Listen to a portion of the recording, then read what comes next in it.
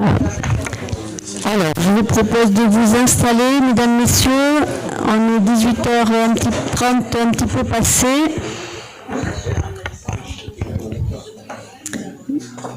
Il y a des chaises vides, mais on s'y attendait puisqu'on a modifié la date donc, du conseil communautaire et on savait que ça allait être compliqué d'avoir un 100% de présence. Mais cela dit, on a un certain nombre de pouvoirs. Donc je vais procéder à l'appel si vous voulez bien. Alain Guichary. Jean-Marc Lard. Eva Belin. Pierre Pasquier.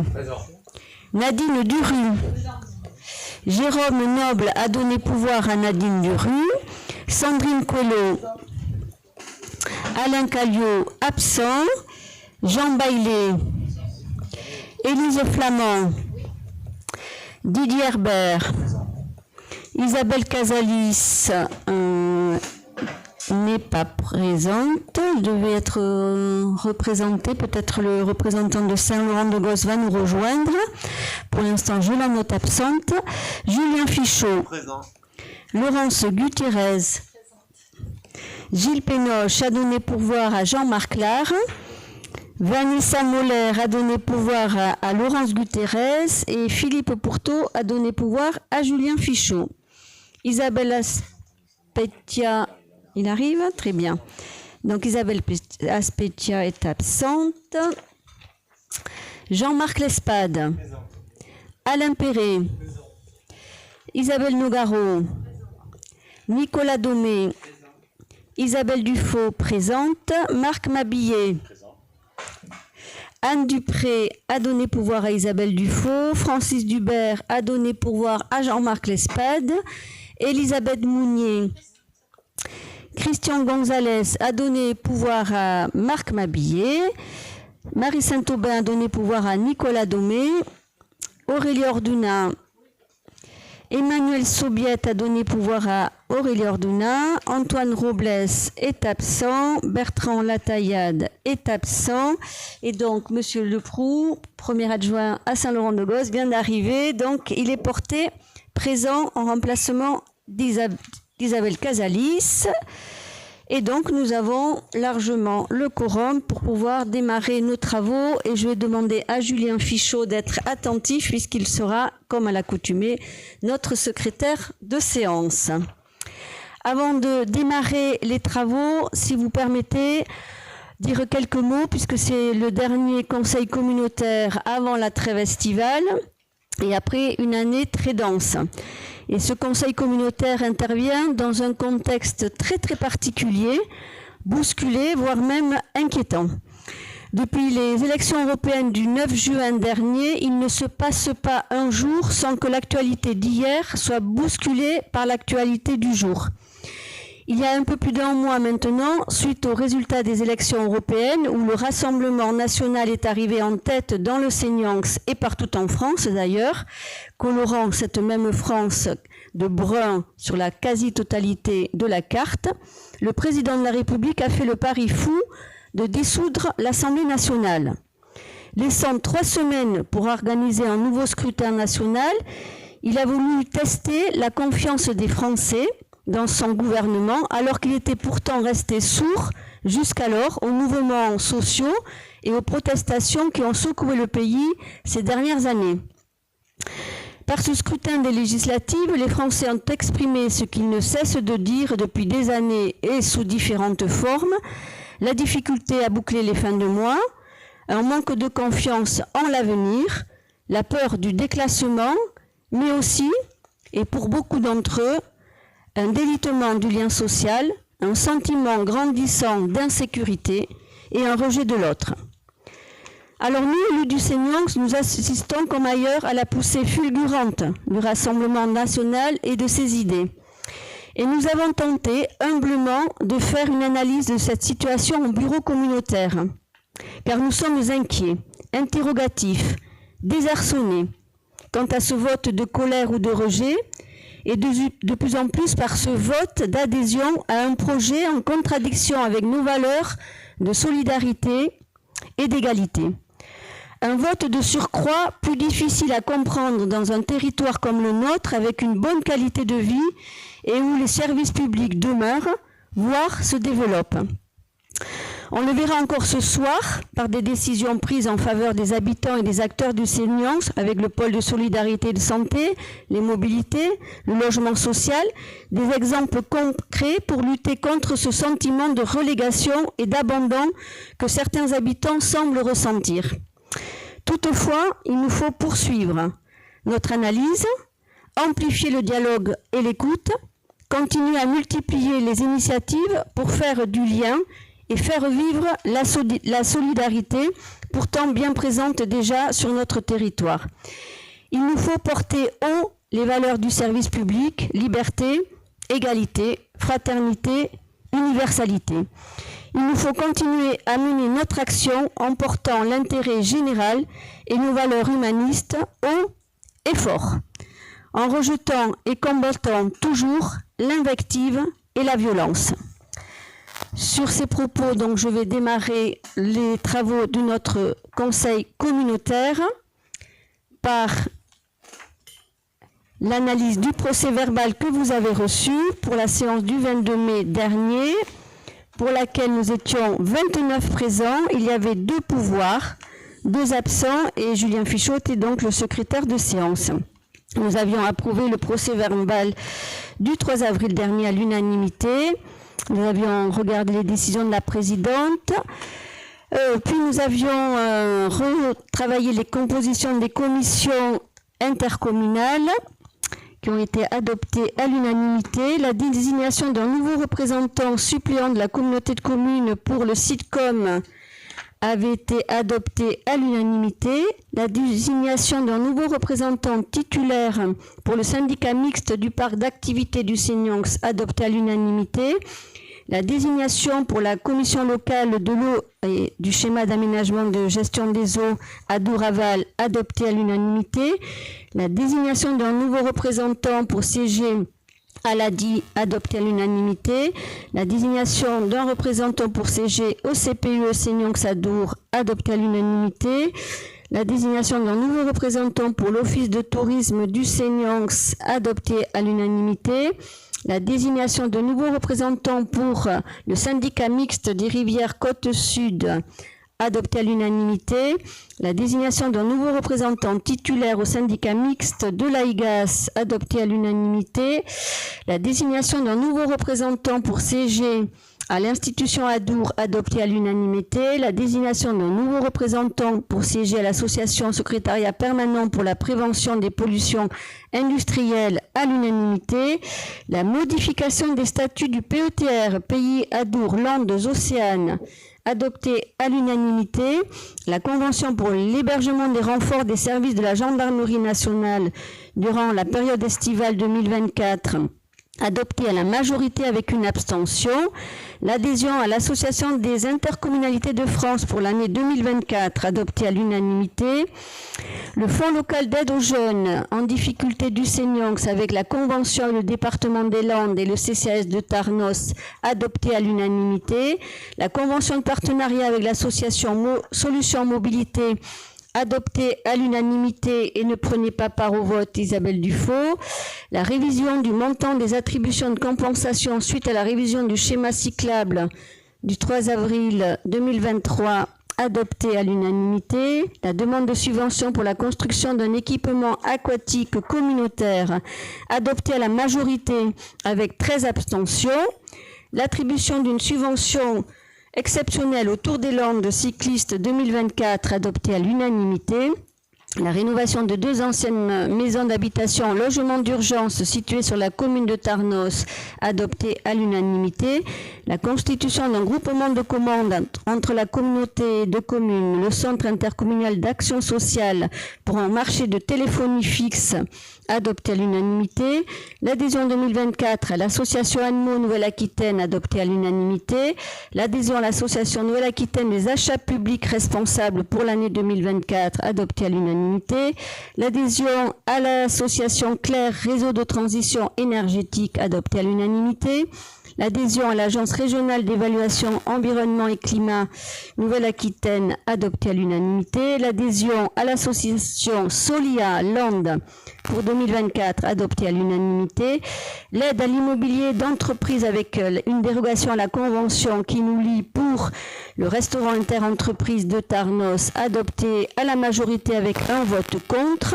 L'attribution d'une subvention à l'association Land d'attractivité pour 2024, adoptée à la majorité avec un vote contre. La convention de partenariat avec Initiative Land 2024, adoptée à l'unanimité, Eva Belin ne prenait pas part au vote. La convention de partenariat avec l'ADI pour 2024, adoptée à l'unanimité, Isabelle Nogaro ne prenait pas part au vote. La convention de partenariat avec les compagnons bâtisseurs Nouvelle-Aquitaine, la plateforme Solibat pour 2024, adoptée à l'unanimité. La convention de partenariat avec la région Nouvelle-Aquitaine pour le programme Accompagnement au changement des territoires touristiques 2023-2026, adoptée à l'unanimité. L'attribution d'une subvention à l'association Esquirote pour 2024, adoptée à l'unanimité. La subvention à l'association la Locomotive pour 2024, adoptée à l'unanimité. L'attribution d'une subvention à l'association Généalogie Histoire locale du Bazadour, section du Centre culturel et social de Boucau-Tarnos pour 2024, adoptée à l'unanimité. Le mandat spécial pour déplacement d'élus dans le cadre du festival Off Avignon pour 2024, adopté à l'unanimité. Le contrat de mixité sociale entre la commune de Saint-Martin, l'État, le PFL des Landes, le département des Landes et la communauté de communes pour 2023-2025, adopté à l'unanimité. La subvention annuelle à l'association Habitat Jeune Sud-Aquitaine pour 2024, adoptée à la majorité avec une abstention. L'adhésion à la communauté de communes du Sénioux, à l'agence départementale d'information pour le logement pour l'année 2024, adoptée à l'unanimité, ne prenait pas part au vote Didier Herbert et Jean-Marc Lespade. La convention de partenariat avec la mission locale des Landes pour l'année 2024, unanimité. Le travaux de confortement d'un glissement de terrain sur la rue de Trétin, voie communautaire, convention de mandat de maîtrise d'ouvrage avec répartition financière adoptée à l'unanimité. La création d'emplois permanents pour avancement de grade, adoptée à l'unanimité. La création d'emplois permanents également adopté à l'unanimité avec la modification du tableau des effectifs afférents adopté à l'unanimité et une information concernant la mise à disposition auprès de la commune de Saint-Laurent-de-Gosse d'agents de la communauté de communes, et nos travaux étaient terminés à 21h précisément. Est-ce qu'il y a des remarques sur ce PV? Je le mets aux voix. Qui est contre? Qui s'abstient? Adopté à l'unanimité. Vous avez eu un certain nombre donc, de décisions de la présidente qui vous ont été communiquées. On reviendra sur l'une d'entre elles dans le courant du conseil communautaire, puisqu'elle a trait au forage de reconnaissance dans le cadre du projet d'équipement aquatique pour vérifier si on pouvait avoir accès à de la géothermie. Donc les forages ont eu lieu. Malheureusement, les résultats ne sont pas concluants. Et donc la géothermie ne sera pas possible sur l'équipement aquatique, et donc une autre solution mobilisant des énergies quand même renouvelables a été adoptée. Il s'agit donc de pompes à chaleur d'une ampleur suffisante pour couvrir les besoins. Tout ça va vous être présenté dans une délibération dans le courant du conseil communautaire. Je rentre dans le vif du sujet, toujours pas de remarques. La délibération numéro 1 a trait à la désignation d'un nouveau représentant suppléant devant siéger au syndicat mixte de Rivière-Côte-Sud. Voilà, c'est pour proposer le remplacement de Madame Sandrine Coelho, qui était suppléante au nom de la commune d'Ondres, et la remplacer par Madame Christine Vicente, en qualité donc de représentante suppléante de la communauté de communes, pour siéger au syndicat mixte de Rivière-Côte-Sud. Est-ce qu'il y a des remarques, des votes contre, des abstentions? Merci. Oui, je rappelle qu'il y a une possibilité de voter à bulletin secret et que vous étiez d'accord pour voter à main levée. Pas de... Maintenant quoi. Non, mais je peux rétropédaler, il n'y a pas de problème, je suis très souple. Julien. Donc, on est d'accord sur la nouvelle désignation pour la communauté de communes. Remboursement anticipé de 2 emprunts contractés auprès de Dexia. Jean-Marc Lespade va nous présenter cette délibération. Merci Madame la Présidente. Donc cette délibération traite effectivement du remboursement anticipé de 2 emprunts contractés auprès de Dexia. Je voulais faire 2 remarques. La première, c'est que, pour votre bonne information, ce remboursement anticipé nous permettra d'économiser 1 245 € d'intérêt. Donc ça confirmera le vieil adage que nous devons à Honoré de Balzac, hein, qui perd ses dettes s'enrichit.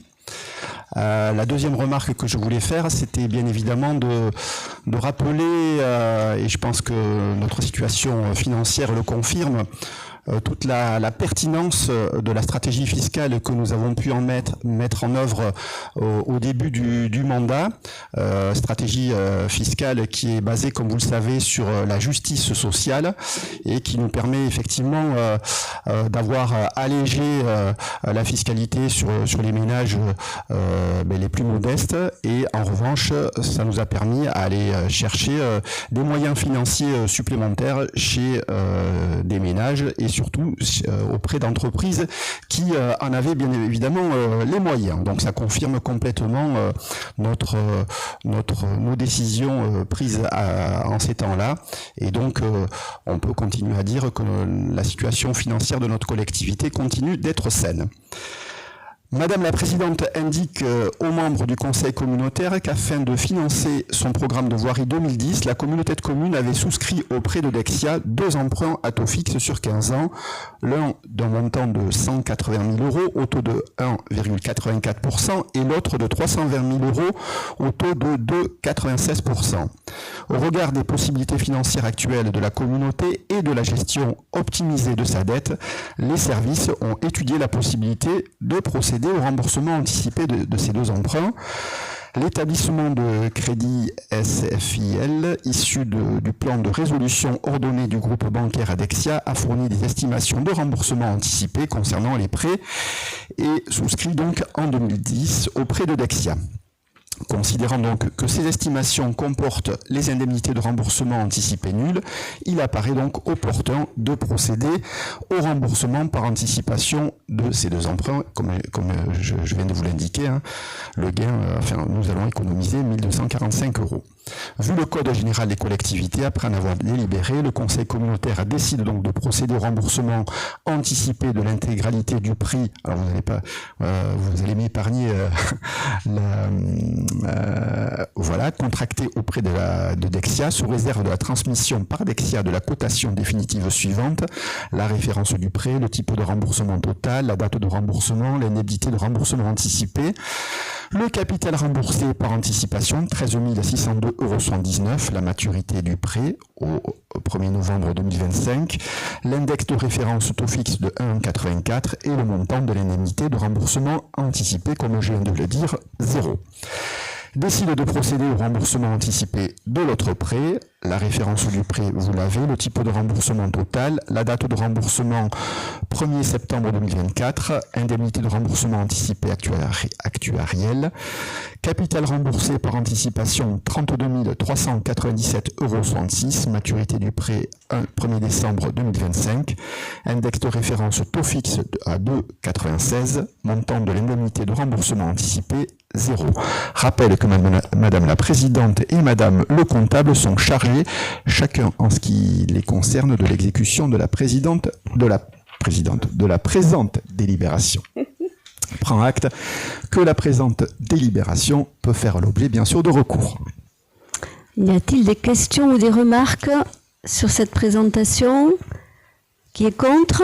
Qui s'abstient? Adopté à l'unanimité. Toujours Jean-Marc Lespade sur l'adoption au groupement d'intérêt public RESA. L'objet de la présente... On m'entend ? L'objet de la présente délibération porte sur l'adhésion au groupement d'intérêt public RESA, permettant une adhésion au marché de télécommunications et prestations associées porté par le GIP, l'objectif de RESA, créé en 2007 et collaborant aujourd'hui avec plus de 3000 établissements, collectivités ou autres organismes, est d'appuyer la mutualisation et la professionnalisation des achats pour les acteurs intervenant dans le secteur sanitaire, médico-social, social, public et privé non lucratif via sa centrale d'achat. Madame la Présidente rappelle qu'un marché a été passé par la communauté de communes avec la société Consultel, domiciliée à Lormont, pour une mission d'assistance à maîtrise d'ouvrage dans le domaine de la téléphonie fixe et de l'accès Internet. Le prestataire a remis au service un rapport d'audit et a formulé des préconisations quant aux démarches à entreprendre pour améliorer les installations téléphoniques et les réseaux dans le cadre d'une procédure conforme à la commande publique, bien évidemment, et répondant aux besoins de la collectivité en termes quantitatifs et d'usage. Il est apparu que concernant les accès téléphonie fixe et l'accès Internet et FTTH et secours 4G, après analyse des offres proposées par les centrales d'achat auxquelles la collectivité peut prétendre, la solution proposée par le GIP RESA avec l'opérateur Bouygues Télécom présente l'offre la plus avantageuse économiquement. Dans ces conditions, l'accès à ce marché public intitulé « Services opérés de télécommunications », offre essentielle téléphonie fixe, service Internet, numéro SVA-VPN-O1 suppose d'une part, l'adhésion annuelle à la centrale d'achat RESA, donnant accès à l'ensemble des services pour un montant de 600 € net de taxes. D'autre part, l'adhésion et la contractualisation par bon de commande au marché spécifique de services opérés de télécommunications, offre essentielle téléphonie fixe, service Internet, numéro SVA, VPN, l'O1 conclu avec la société Bouygues Télécom pour un montant de 500 € correspondant à la catégorie communauté de communes pour leurs besoins propres. Ce tarif couvre les frais de passation, d'exécution et de gestion du marché mutualisé. Les coûts liés au service de télécommunications sont ensuite payés directement par la communauté de communes à la société Bouygues Télécom dans le cadre de l'exécution du contrat. Vu l'article L 2113-2 du Code de la commande publique relatif aux centrales d'achat, vu le Code général des collectivités, considérant le rapport d'audit remis par la société Consultel et les préconisations émises concernant les services de téléphonie fixe et d'accès Internet, après en avoir délibéré, le Conseil communautaire décide d'autoriser l'adhésion annuelle à cette centrale d'achat RESA pour un montant de 600 €.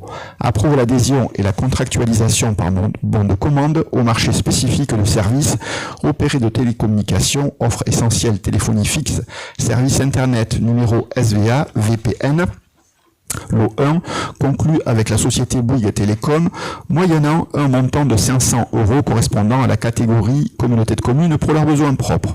Autorise la présidente à signer le bon d'adhésion à la centrale d'achat RESA, le bon de commande et la convention relative au marché avec la société Bouygues Télécom ainsi que toutes les pièces afférentes au dossier. Précise que les dépenses résultant de ce marché seront bien évidemment inscrite au budget, prend acte que cette délibération peut faire l'objet de recours devant le TA. Merci. Y a-t-il des questions, des remarques?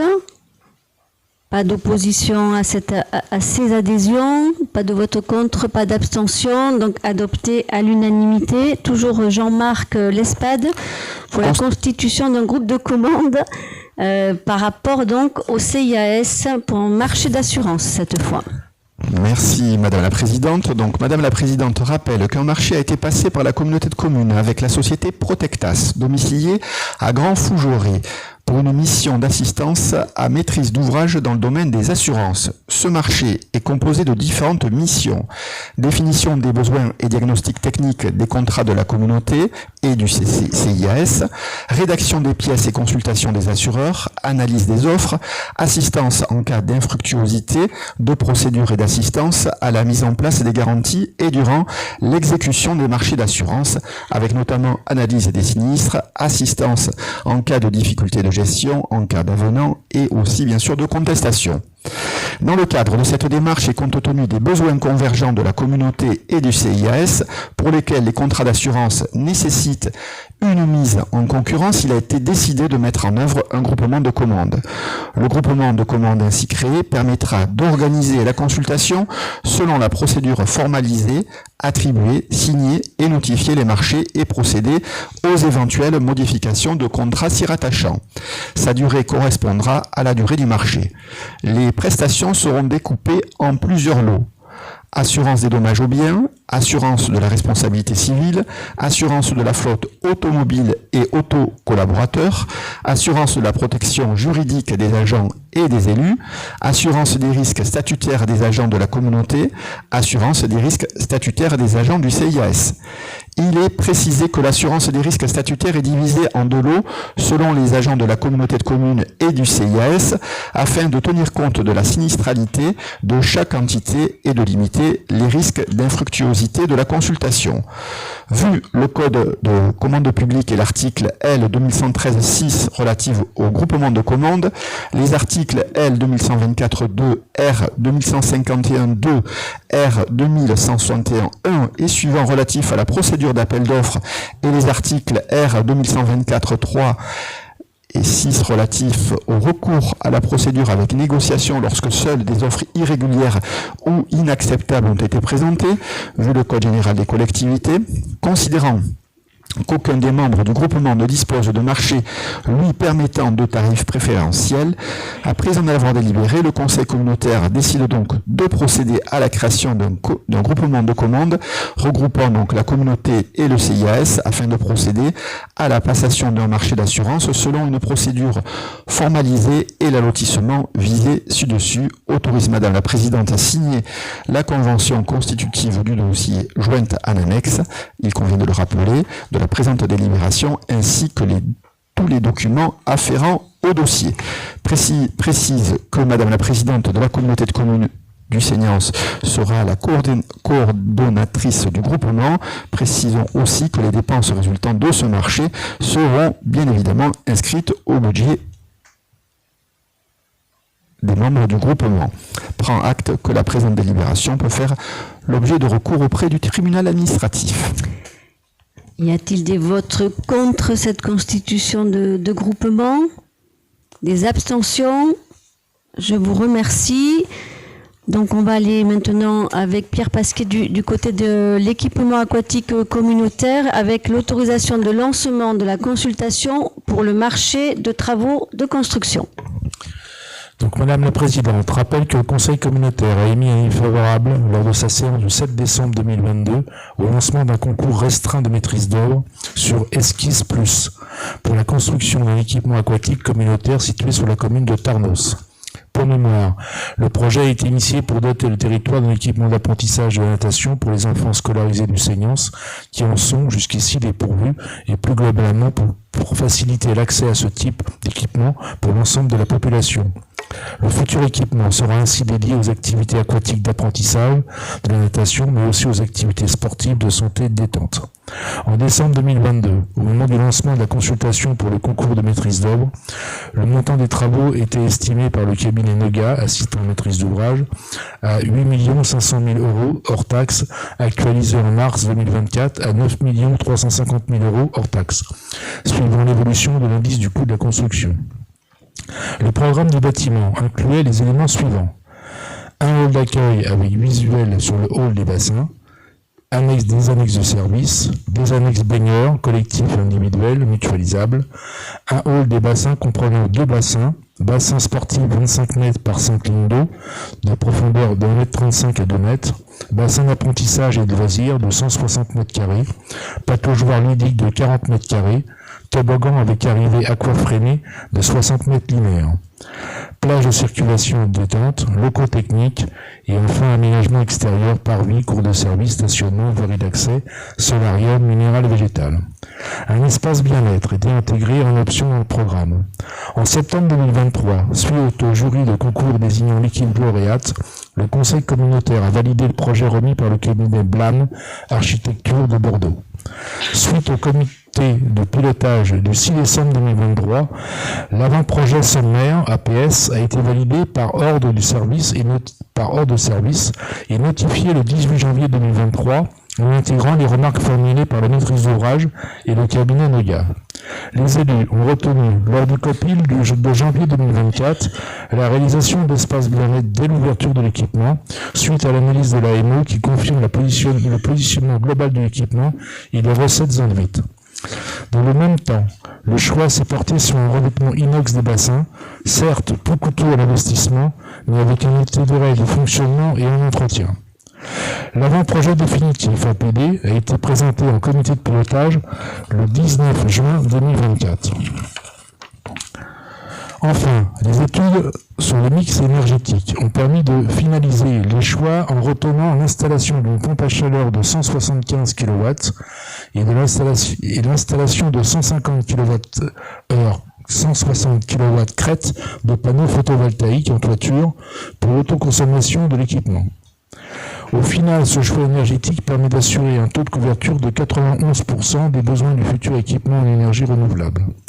L'ensemble de ces évolutions a donc porté le coût des travaux d'équipement à 11 702 235 € hors taxes. Les prestations relevant du marché de travaux sont réparties selon le lotissement suivant. Donc pour le lot numéro 1, terrassement VRD, donc tous les chiffres sont exprimés en hors taxe, c'est 638 835 000 €. Lot numéro 2, fondation Gros Œuvre, 2 877 280 €. Lot 3, charpente, 876 280 €. Lot 4, couverture étanchéité, 621 300 €. Lot 5, traitement des façades, 318 670 €. Lot 6, menuiserie aluminium, 436 500 €.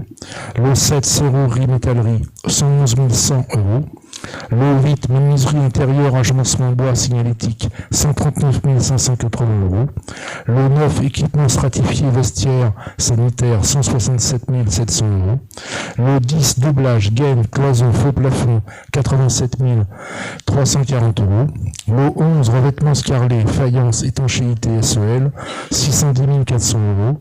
Lot 12, peinture, 61 800 €. Lot 13, traitement d'eau, animation et jeux, 1 224 740 €. Lot 14, bassin inox, 643 000 €. Lot 15, ascenseur, 25 000 €. Lot 16, toboggan, 155 000 €. Lot 17, plomberie sanitaire, 286 440 €. Lot 18, production d'énergie chauffage, traitement d'air et ventilation, 1 336 150 €. Lot 19, électricité courant fort et courant faible, 542 600 €. Lot 20, contrôle et gestion des accès, 80 700 €. Lot 21, aménagement extérieur, paysage espace vert, 237 000 €. Lot 22, nettoyage, 18 820 €.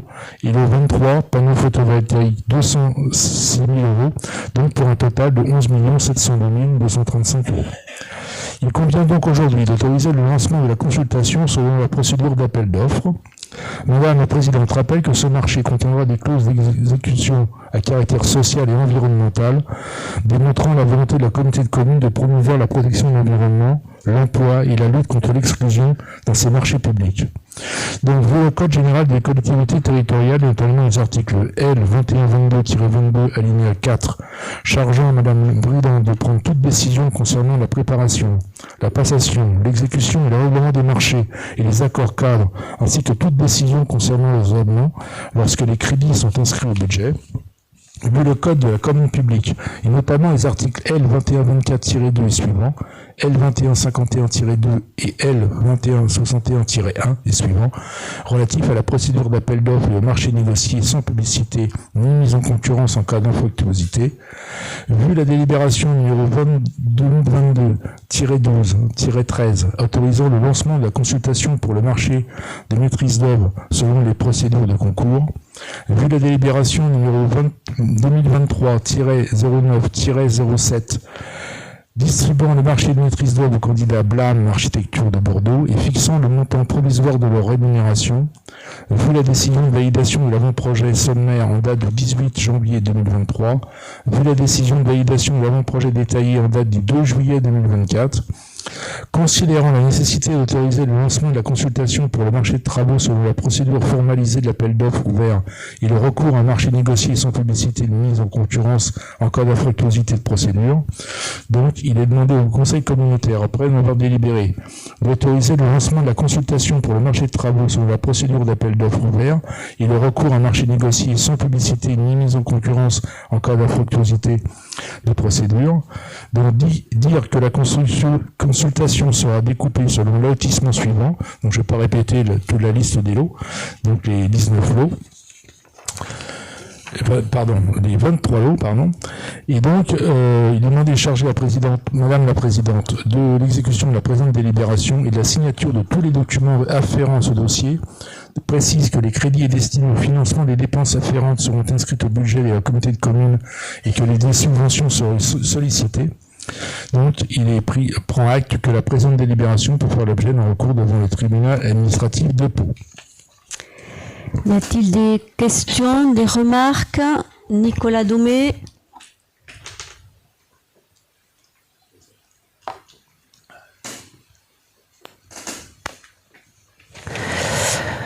Ce projet avance et je m'en réjouis. L'équipement aquatique proposera une nouvelle offre de service public sur le territoire. Une offre jusqu'à présent manquante et laissée en grande partie au privé. Demain, les enfants des écoles du Seignanx pourront donc se rendre à l'équipement aquatique avec les bus qui seront financés par la communauté des communes, pour pouvoir apprendre à nager comme inscrit dans les programmes de l'éducation nationale. Pensé en priorité pour répondre à l'apprentissage des scolaires, nous n'oublions pas pour autant les autres publics. Un espace détente et bien-être a été ajouté au projet de façon à répondre aux envies et besoins de chacun. Cet espace apportera une offre supplémentaire et complémentaire à celle offerte par les bassins de natation. Comme toute offre de service public, l'équipement aquatique sera vecteur de lien social et de rencontres pour les habitants du territoire. Je ne doute pas que les horaires de cet équipement permettront une utilisation sur des plages horaires larges et répondront ainsi à la diversité des usages. Par ailleurs, et si les études de géothermie n'ont malheureusement pas abouti de façon positive, je tiens à souligner le travail qui est mené afin de favoriser le mix énergétique de l'équipement et l'adaptation des services aux aléas.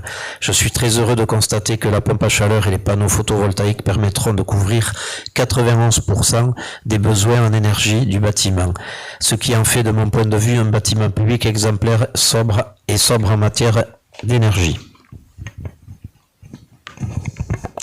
D'autres remarques? Marc Mabillet. Juste un petit commentaire, merci. Hier, dans le cadre du dépôt du permis de construire, nous avons eu une présentation en mairie de Tarnos pour les services municipaux des plans, et notamment en 3D. Donc on a pu avoir une visualisation du futur bâtiment qui va être très beau, en plus d'être le plus vertueux possible. C'est vrai que l'effort, notamment sur les panneaux photovoltaïques, est très important puisqu'on l'a dimensionné au maximum pour avoir une production la plus grande possible. Mais donc hier, nous avons eu la chance d'avoir cette présentation en 3D. Donc on a vu toute la qualité du travail architectural, et c'est vrai qu'il y a beaucoup de matériaux, il y a beaucoup de bois, donc c'est vraiment un bâtiment qui va être magnifique. On a quelques vues là, mais qui sont que d'extérieur, et c'est vrai que notamment la zone des bassins sera très belle avec une belle vue sur les Pyrénées, et donc il y a aussi tout un effort, notamment au niveau de la végétalisation des environs qui va être faite. Donc on sera en plein centre-ville, mais donc un bâtiment qui sera le plus vertueux possible et aussi le plus intégré dans le paysage et qui est assez naturel dans notre centre-ville à Tarnos. Donc là-dessus, on se satisfait d'avoir cet équipement pour le territoire, bien évidemment, mais qui sera bien intégré dans le centre-ville de Tarnos. Juste pour compléter, les images 3D ne sont pas encore complètement finalisées, donc le cabinet d'architecte Blam est en train de continuer à travailler ce projet de présentation. Et le moment venu, bien évidemment, la présentation sera faite également au conseil communautaire, et on a réfléchi aussi dans des étapes futures aux habitants du Seignanx, puisque le projet se précise effectivement, comme ça vient d'être évoqué, avec maintenant un chiffrage qui ne sera pas le chiffrage définitif, mais pour lequel nous espérons qu'il s'en rapprochera, avec des choix forts qui ont été évoqués pour le mix énergétique, ça a été relayé, mais aussi pour un revêtement inox des bassins. On a regardé effectivement autour de nous dans les équipements aquatiques actuels, c'est quand même ce qui est le plus adapté pour ce type d'équipement public. Et également dire que compte tenu des tests et des études aussi géothermiques, la nécessité d'avoir à faire un cuvelage en sous-sol pour avoir toutes les garanties de longévité de cet équipement aquatique. Donc tout ça fait que le chiffre total, il est ce qu'il est aujourd'hui. Mais restera après à voir ce que les réponses à l'ouverture des plis nous amèneront à constater. Monsieur Lespade. Oui, Madame la Présidente, juste une petite remarque en complémentaire, c'est que bien évidemment les services sont très mobilisés et je veux saluer tout le travail qui est mené par Karine Dubuc et l'ensemble des services et bien sûr Laurent Claude pour solliciter et pour élaborer les dossiers qui vont bien, pour solliciter donc les subventions auprès des différents financeurs. Et là aussi, je pense qu'on a une certaine expérience, pour ne pas dire expertise, pour solliciter auprès des financeurs donc des subventions. Et nous avons également bon espoir de recueillir quelques fruits de ce travail qui est extrêmement important et qui doit être fait de manière très rigoureuse. Je donc soumets ce projet au vote. Qui est contre ? Voilà, vous ne participez pas au vote. Donc, alors ceux qui ne participent pas, qui ne prennent pas au vote, je vais y arriver. Ça s'embrouille dans ma bouche. Voilà, et donc ceux qui sont pour.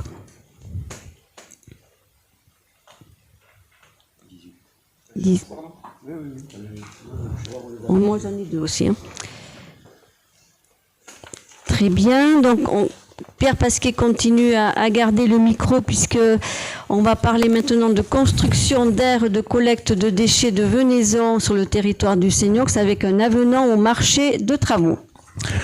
Donc, Madame la Présidente rappelle qu'en 2021, la communauté de communes du Seignan s'est saisie de la compétence étudier, créer, aménager, développer et gérer les infrastructures et les services de collecte et de traitement des déchets de Venaison, afin de permettre une gestion cohérente et mutualisée des déchets de Venaison en lien avec les associations communales de chasse agréées.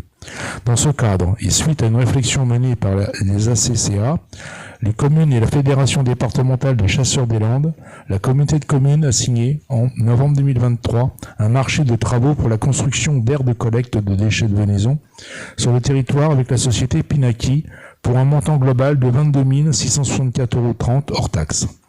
Les prestations étaient décomposées en deux tranches. Une tranche ferme concernant le site de Biodos, chemin de Pris, parcelle A 935, et le site de Tarnos, rue de la Houne, parcelle AT 446 pour un montant de 15 452 € hors taxes. Une tranche optionnelle concernant un site supplémentaire, Saint-André-de-Seignan, Saint-Martin-de-Seignan, pour un montant de 7 212,30 € hors taxes. Concernant la tranche optionnelle, lors de la signature du marché, l'implantation était envisagée à Saint-Martin-de-Seignan, à la Maison de la Chasse. Or, ce site a finalement été écarté par la CCA de Saint-Martin-de-Seignan sous profit du site de la déchetterie de Saint-André-de-Seignan, entraînant des coûts d'aménagement supplémentaires pour un montant de 1968,70 € hors taxes, soit une augmentation de 8,78% du montant global du marché. Ces coûts supplémentaires intègrent notamment des surfaces d'enrobés complémentaires au droit de la nouvelle dalle béton. Aussi, il convient aujourd'hui d'autoriser une modification de contrat pour intégrer ces travaux supplémentaires, rendus nécessaires à la bonne exécution des prestations sur le site de Saint-André-de-Seignan. Donc, vu le Code général des collectivités territoriales, Vu le code de la commande publique et notamment l'article R 2194-1, vu la délibération numéro 2021-0402 actant la mise en jour des statuts de la collectivité avec notamment une nouvelle compétence sur la gestion des déchets de Venaison, vu la décision numéro 2023-99 attribuant un marché de société Pinaki, donc après en avoir délibéré, il est demandé au Conseil communautaire d'autoriser l'avenant numéro 1 au marché de travaux pour la construction d'aires de collecte des déchets de Venaison sur le territoire du Seignance avec la société Pinaki pour un montant de 1968,70 € hors taxe, portant ainsi le montant global du marché à 24 603 € hors taxe, soit une augmentation de 8,78%. Autorise donc Madame la Présidente à signer l'avenant numéro 1 avec la société Pinaki, précise que les crédits sont prévus au budget et prend acte que la présente délibération peut faire l'objet d'un recours devant le tribunal administratif de Pau. Donc il joint l'avenant, ces travaux supplémentaires qui sont prévus. Très bien, il y a des remarques, des questions, donc j'en vois ici Julien et je vais remonter là-bas Jean Baillet et Jean-Marc Lard. Oui, alors bon, on va voter pour, mais on n'est pas satisfait. Voilà, je le dis parce que ça fait plusieurs mois qu'on travaille ce sujet sur les déchets de Venaison, et non pas que j'en veuille à nos amis de Saint-André, mais c'est sûr que au niveau de la CCA, on est insatisfait parce que en fait, très pragmatiquement, il y a 3 fois plus de déchets de Venaison à Saint-Martin-de-Seignance qu'à Saint-André. Je vais pas vous étonner, et que on avait proposé quelques sites sur Saint-Martin, et là je vois qu'on m'avait répondu à l'époque que c'était lié à des surcoûts, donc on ne les faisait pas sur Saint-Martin, et là je vois qu'on signe un surcoût pour Saint-André. Donc j'avoue que cette dernière information, forcément, elle a un impact un peu particulier pour moi aujourd'hui, mais bon, au final, j'y avais justement l'Assemblée Générale de la CCA de Saint-Martin-de-Seignance il y a quelques jours. Comme ils m'ont dit, ils vont faire avec. Mais voilà, ils vont faire avec. Donc ça les arrange pas, évidemment. C'est quelques 5 km d'écart, mais voilà, ça fait 10. Voilà, donc voilà, je le dis, mais je vais voter pour, parce que dans tous les cas, c'était un cas complexe à résoudre. Il n'y avait pas de bonne solution, pour résumer. Oui, monsieur le maire de Saint-Martin-de-Seignance, il me semble que pendant plusieurs mois, nous, les ACCA, on se sont réunis, on travaillait conjointement avec les élus des communes, et que la CCA de Saint-Martin n'a pas su ou n'a pas voulu proposer un site plus central et qui répondait, de notre sens, à nous aussi, plus logiquement aux besoins du territoire. Voilà. Donc ce n'est que par défaut que nous avons accepté de proposer un site avec Emma et la déchetterie, le Sitcom, mais c'était uniquement pour rendre service, donc je suis un peu déçu que les chasseurs de Saint-Martin le prennent comme ça, alors qu'ils avaient tous les moyens en moment de nous proposer leur emplacement privilégié qui répondait le mieux à leurs besoins. Et je profite, puisque j'avais prévu de prendre la parole pour autre chose, n'attendons pas cette remarque de Julien, c'est pour remercier la communauté de communes de s'être chargée de la construction de ces aires pour les déchets de Venaison et de la gestion qui va suivre derrière, donc des remerciements appuyés. Jean-Marc Lard. Je vais donner aussi mon avis. Moi, je suis ravi quand même. Je suis très heureux. Alors, je crois que ça ne marche pas. Ça marche pas. Oui, donc moi, je suis effectivement très heureux puisque pendant trop d'années, les déchets de Venaison étaient mis dans des fossés. On va dire les choses comme elles sont. Je pense que c'est pas typiquement à Biodos, c'était un petit peu partout, je pense. Donc c'est quand même bien qu'on ait des endroits pour collecter ces déchets, ça c'est la première chose. Et la deuxième, nous, Biodos, on a profité de cette installation pour, aux frais de la commune, faire un agrandissement de la chape derrière le site, donc le dépôt, pour faire un chenil d'attente avant que les services donc, du chenil de Béroquillette viennent chercher les chiens. Donc, on attend le matériel.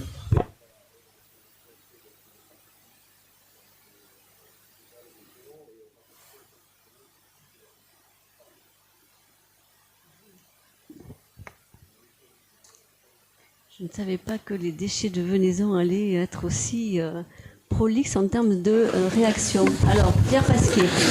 Donc, je me réponds de messieurs les maires de Saint-André et Saint-Martin-de-Séance. Nous avons organisé une réunion avec tous les représentants des associations de chasseurs. Il y a de ça 2 semaines, je crois.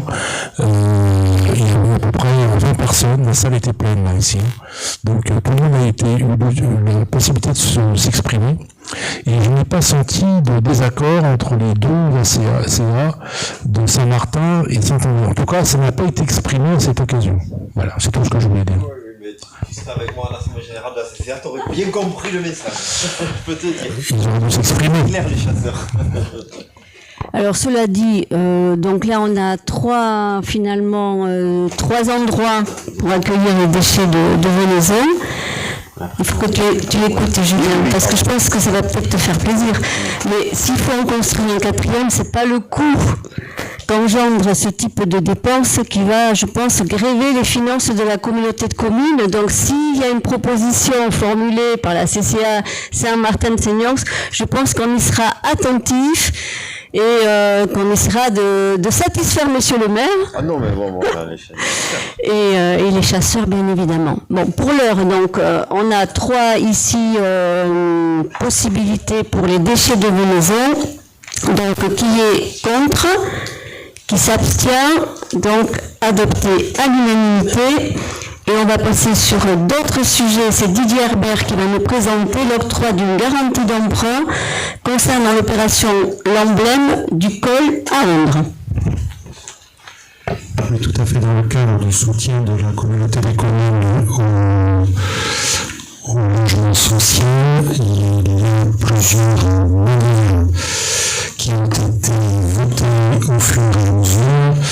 Donc, dans le PNH de la période 2020-25, adopté par délibération du 19 février 2020, un nouveau règlement d'intervention a été voté en vue de soutenir les opérations de logements sociaux sur le territoire du Sénionx. Il ouvre la possibilité d'octroyer des garanties d'emprunt pour les opérations de logements locatifs sociaux et de logements baillés et solidaires sous certaines conditions. Ça évite aux constructeurs sociaux de prendre des garanties, ce qui renchérit le coût de leur emprunt. Donc, Madame la Présidente indique que le promoteur Heidi Film a réalisé une opération de 27 logements dénommée L'Emblème, situé à 29 rue de Genève à Londres. Dans le cadre de ce programme, l'opérateur social Le Col a acheté en vente en état futur d'achèvement 8 logements locatifs sociaux, 3T2, 4T3 et 1T4. L'objet de la présente délibération porte sur la garantie d'emprunt de prêt contractée par le Col auprès de la Caisse des dépôts et consignations, ayant permis de financer l'acquisition de ces 8 logements sociaux. Donc, vu les articles du Code des collectivités territoriales, la délibération du Conseil communautaire en date du 19 février 2020, qui avait adopté le programme local de l'habitat pour la période 2020-25, vu la délibération du Conseil communautaire en date du 1er mars, qui avait adopté un nouveau règlement d'intervention en faveur du logement social sur les seniors, et notamment ses articles 3.2 et 4.2 sur la garantie d'emprunt, vu le diagnostic, les orientations du PLH et les 12 actions prévues pour sa mise en œuvre, et notamment les actions 5 et 6, vu le contrat de prêt en annexe signé entre l'emprunteur, le Col et la Caisse des dépôts et consignations, vu le projet de convention de partenariat établi entre le Col, la commune de Tône et la communauté de communes du Sénionx, prévoyant pour cette opération la réservation de 2 logements locatifs sociaux, un T2 en PLI et un T3 en plus, au bénéfice de la communauté de communes du Sénionx, en contrepartie de l'intervention financière de cette dernière. Considérant qu'il convient de répondre aux besoins de logement et d'assurer entre les communes du Sénionx une répartition équilibrée et diversifiée de l'offre, sous réserve de la délibération du Conseil départemental des Landes, qui est censé garantir les 50% restés du prêt, objet de la présente délibération. Il vous est proposé que la communauté des communes accorde sa garantie à hauteur de 50% pour le remboursement du prêt d'un montant total maximum de 851 664 €. selon les caractéristiques financières et aux charges et conditions inclus dans les documents annexés à la présente délibération. La garantie de la collectivité est donc accordée à hauteur de la somme principale de 425 832 €, augmentée de l'ensemble des sommes pouvant être dues au titre du contrat de prêt. De demander la modification par voie d'avenant de l'article 16 du contrat de prêt annexé à la présente délibération relatif à la répartition des garanties d'emprunt accordées par la communauté de communes du Séniance comme suit. Département des Landes, 50%, communauté de communes du Séniance, 50%. Et d'acter que la garantie d'emprunt est apportée aux conditions suivantes pour la durée totale du prêt jusqu'au complet remboursement de celui-ci, sur l'ensemble des sommes contractuellement dues par l'emprunteur dont il ne se serait pas acquitté à la date d'exigibilité et d'autre part sur notification de l'impayé par lettre recommandée de la Caisse des dépôts. La collectivité s'engage dans ce cas-là dans les meilleurs délais à se substituer à l'emprunteur pour son paiement en renonçant au bénéfice de discussion et sans jamais opposer le défaut de ressources nécessaires à ce règlement. De s'engager pendant toute la durée du prêt à libérer en cas de besoin des ressources suffisantes pour couvrir ses charges, d'autoriser Madame la Présidente à signer la convention et prendra que la délibération peut faire l'objet d'un recours devant le TA. Y a-t-il des questions, des remarques? Monsieur Pierre Pasquier. Juste signaler que l'emblème n'est pas situé au 29 rue de Janon. Il est situé rue Jean-Labastille. Le 29 rue de Janon, c'était l'ancienne adresse du foncier qui existait. Mais il y a eu une ouverture qui a été créée sur la rue Jean-Labastille. Et l'adresse officielle, c'est rue Jean-Labastille. Alors, je n'ai pas le numéro en tête, mais c'est rue Jean-Labastille. C'est juste pour... oui, ça peut être important.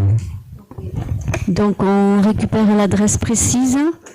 Outre ce petit problème, est-ce qu'il y a des votes contre cette garantie d'emprunt, qui est la première, je crois, que nous adoptons depuis qu'on a changé de règlement d'intérieur, le règlement d'intervention. Et oui, c'est la fatigue, chers amis. Bon, donc y a-t-il des votes contre, des abstentions? Non, adopté à l'unanimité. Il faudra également dans le corps de la délibération porter le même numéro de contrat de prêt que dans le titre. C'est bien le prêt 15 13 58. Il y a aussi une autre petite coquille dans cette délibération. Sinon, le fond reste bien sûr très important. Je passe à la J'ai fait voter ? Je passe à la délibération suivante, toujours Didier Herbert. On est sur le soutien à la production de 32 logements locatifs sociaux sur le projet d'XL Habitat Passionnariat à Tarnos. Oui, autre modalité de soutien à la production de logements sociaux, c'est le versement de subventions directement aux opérateurs. Donc, comme on l'a dit précédemment, le 4e PLH dans sa délibération du 19 février et le vote du 1er mars 2023 qui modifie le règlement d'intervention. Ces deux textes prévoient de soutien au développement de l'offre de logements locatifs sociaux sur le territoire. Dans le cadre de la phase 2 de l'aménagement urbain de son centre-ville, le secteur Serpa, la ville de Tarnos a confié aux opérateurs HLM, Le Col et XL Habitat la réalisation d'un projet de 106 logements sociaux, dont 32 en logements locatifs sociaux, achetés par XL Habitat en VFA au Col dans le cadre d'une société civile de construction-vente et 74 logements en accession sociale en bail réel solidaire. Cette opération prévoit également la création de commerces et services en pied de résidence, ainsi que des toitures végétalisées. Les 32 logements locatifs sociaux seront répartis dans un bâtiment en R+4 et comprendront 8 T2, 16 T3, 7 T4 et 1 T5. Donc, vu les délibérations du conseil communautaire que j'ai déjà cité, vu le diagnostic et les orientations du PLH et les 12 actions prévues dont on a parlé précédemment, vu la convention de réservation signée le 14 juin 2017 entre la communauté de communes, le SIAS et les 4 principaux bailleurs sociaux du territoire visant à réserver des logements dans le parc locatif social HLM du Séniance à destination des personnes âgées ou handicapées vieillissantes, vu le projet de convention cadre tripartite établi entre la commune de Tarnos, le SIAS du Séniance, la commune communauté des communes et XL Habitat, prévoyant pour cette opération l'attribution de 6 logements réservés au bénéfice de la commune de Tarnos et de la communauté de communes du Seignance, en contrepartie de leurs interventions financières. De plus, au vu de la localisation de l'opération en centre-ville de Tarnos, 2 logements, un T2 en PLUS et un T3 en PLI, accessibles et adaptés, seront réservés à des personnes âgées ou handicapées vieillissantes dont la gestion locative sera assurée par le SIAS dans le cadre d'un mandat de gestion conclu avec XL Habitat et conformément à la convention du 14 juin 2017 précitée. Un logement sur le contingent commune-communauté des communes et un logement sur le contingent du bailleur. Considérant, mais nous le savons tous, qu'il convient de répondre aux besoins en logement et d'assurer entre les communes du Seignance une répartition équilibrée et diversifiée de l'offre, il vous est demandé d'accorder à l'office public XL Habitat une aide de 4 000 € par logement afin de soutenir l'opération de logements locatifs sociaux dénommée Passionnariat sur la commune de Tarnos, soit une subvention totale de 128 000 €, d'autoriser Madame la Présidente à signer la convention et prendre acte que la délibération peut faire l'objet de recours devant le tribunal administratif de Pau. Y a-t-il des remarques? Donc Jean-Marc Lard. Oui, effectivement, on a besoin de logements sur notre territoire, comme les territoires voisins. C'est une bonne chose, mais quand on regarde un petit peu le programme 32 logements sociaux, locatifs sociaux, nous, financeurs, c'est-à-dire la communauté des communes, certainement que la commune a dû me faire des efforts. De toute façon, vous prendrez, je pense, à un moment donné les VRD, au minimum. On s'aperçoit que finalement, c'est très peu pour des réservataires comme les communes ou les intercos. C'est-à-dire 6 logements sur 32. Là, on voit bien que l'État, encore une fois, je le répète, l'État monopolise beaucoup de logements. Voilà, alors que nous les financeurs, alors que le logement social, c'est quand même c'est régalien pour l'État, enfin ça l'était du moins, et au niveau des financements on a connu mieux, mais aujourd'hui les collectivités, si elles veulent du logement social, il faut qu'elles mettent des moyens, ça c'est évident, et heureusement qu'on le fait, c'est très bien qu'on le fasse encore une fois, mais finalement 6 logements en tant que financeurs qui sont réservés, c'est vraiment minable, quoi. Et j'espère qu'à un moment donné ça changera, ça. C'est vrai qu'on avait pris des positions dans ce sens et que c'est bon de rappeler qu'on aimerait pouvoir aussi avoir la main sur le logement social. On peut quand même se satisfaire de ce programme qui va rajouter donc des centaines de logements encore sur les propositions de logements sur notre territoire. Se satisfaire également des logements qui vont être adaptés pour les personnes âgées ou handicapées vieillissantes avec une gestion du SIAS. Finalement, on a quand même de plus en plus de logements dans ce sens-là. Et c'est tout à fait bien pour notre population vieillissante qui veut rester à domicile de façon durable. Donc ce sont des efforts qui sont importants à souligner. Est-ce qu'il y a d'autres remarques à ce stade? Est-ce qu'il y a des votes contre? Des abstentions? Adoptées à l'unanimité. Alain Dichary sur l'adhésion à la DAVEM JP 40 avec sa convention pluriannuelle d'objectifs 2024-2026. Oui, absolument, Madame la Présidente. Donc la DAVEM JP40 est une association départementale d'aide aux victimes et de médiation des Landes. C'est une association qui est agréée également par le ministère de la Justice. Ces missions s'inscrivent tant dans la prise en charge des victimes que des personnes ayant causé un trouble à l'ordre public. Cette double prise en charge est un atout pour cette association qui a vocation à œuvrer pour l'apaisement des conflits et intervenir dans la prévention de la récidive. À l'échelle départementale, il est constaté une augmentation des sollicitations ces dernières années. En 2023, ce sont 4 321 victimes qui ont été accompagnées dans les Landes par cette association, 3 571 en 2022. Pour aider au mieux la DAVEM JP40 à consolider ses effectifs et à asseoir ses dispositifs dans la durée, l'État a sollicité les EPCI des Landes pour conclure une convention pluriannuelle d'objectifs pour une période allant de 2024 à 2026. Cette convention associerait les services de l'État, les organismes de sécurité sociale et les collectivités territoriales, intercommunalités et départements.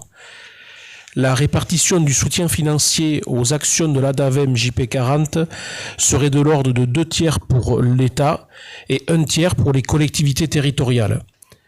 Sur un budget annuel de fonctionnement de l'ADAVEM JP40 d'environ 850 000 € par an à échéance 2026, il est proposé que les intercommunalités participent à hauteur de 75 000 € en moyenne chaque année à répartir entre les EPCI des Landes.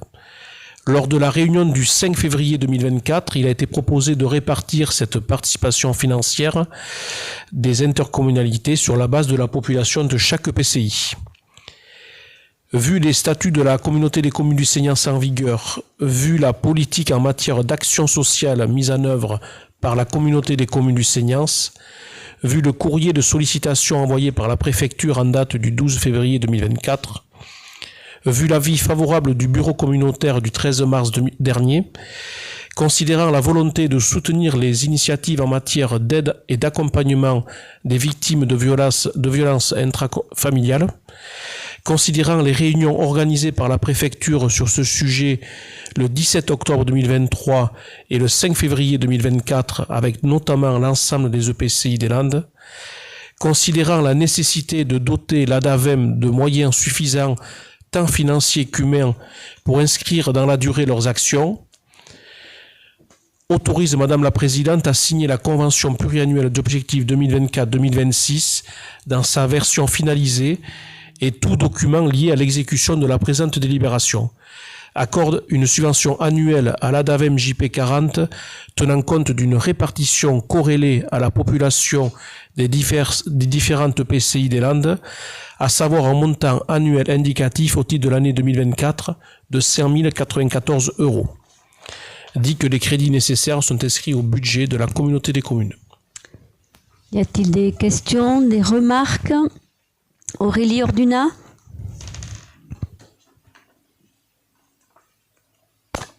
Merci Madame la Présidente. Je me réjouis que la communauté des communes du Seignance s'associe au financement de l'association départementale d'aide aux victimes et de médiation de justice de proximité dans les Landes. Cette association, l'ADAVEM, œuvre pour la prévention et la lutte contre les violences. Elle accompagne aussi bien des victimes que des personnes ayant causé des troubles. Elle apporte une écoute, un soutien, instaure un dialogue et répare. Les missions de l'ADAVEM sont en augmentation puisque 4 321 victimes ont été accompagnées en 2023, soit 17% d'augmentation en un an. Cette augmentation ne provient pas d'une recrudescence des actes malveillants, comme certains pourraient l'interpréter, mais au contraire d'une amélioration de la visibilité et des orientations qui sont faites vers cette association. L'ADAVEM et ses équipes qualifiées vient offrir des solutions là où les victimes pouvaient se retrouver démunies. Il est à noter que l'accompagnement des victimes, et notamment des victimes enfants, est au cœur des missions de l'association et s'inscrit sur la durée. L'ADAVEM intervient également en gendarmerie et dans les commissariats, participant ainsi à changer le regard et l'approche auprès des victimes qui sont parfois en état de choc. Je ne peux m'empêcher de faire un parallèle avec les résultats des élections européennes et législatives que vous avez rappelés en début de conseil, Madame la Présidente. Une grande partie des électeurs ont fait part de leur sentiment de déclassement et d'abandon, mais aussi d'un profond sentiment d'injustice. Plutôt que l'ordre par l'autoritarisme, il me semble que l'ADAVEM, à travers ses actions au quotidien, peut venir apporter du soin, mais également de la prévention contre les violences. Je suis donc tout à fait favorable à ce que la communauté de communes donne les moyens à l'ADAVEM de poursuivre ses missions de façon plus conséquente.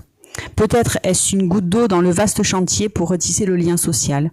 Néanmoins, c'est bien de goutte d'eau en goutte d'eau, de petit pas en petit pas, qu'il nous faudra recréer de la confiance, du respect et du dialogue entre tous les habitants de ce territoire, du département et du pays, et ce, quelles que soient leurs origines ou leur couleur de peau. Je vous remercie. Pas d'autres remarques? Qui est contre? Qui s'abstient? Adopté à l'unanimité. Didier Herbert à nouveau sur les hébergements temporaires Monaco avec une modification du règlement intérieur et du montant des redevances mensuelles. Tout à fait, Madame la Présidente. Donc sur Site de la commune de Saint-Martin-de-Seignance, la communauté de communes a confié à Solia Land la rénovation de la maison Monaco et Solia a créé 3 hébergements temporaires sur ce site. Il vous est proposé 3 modifications, 2 du règlement intérieur et 1 du mode de calcul des redevances mensuelles. Première modification, il était parfois impossible d'héberger dans ces locaux des gens qui avaient un animal.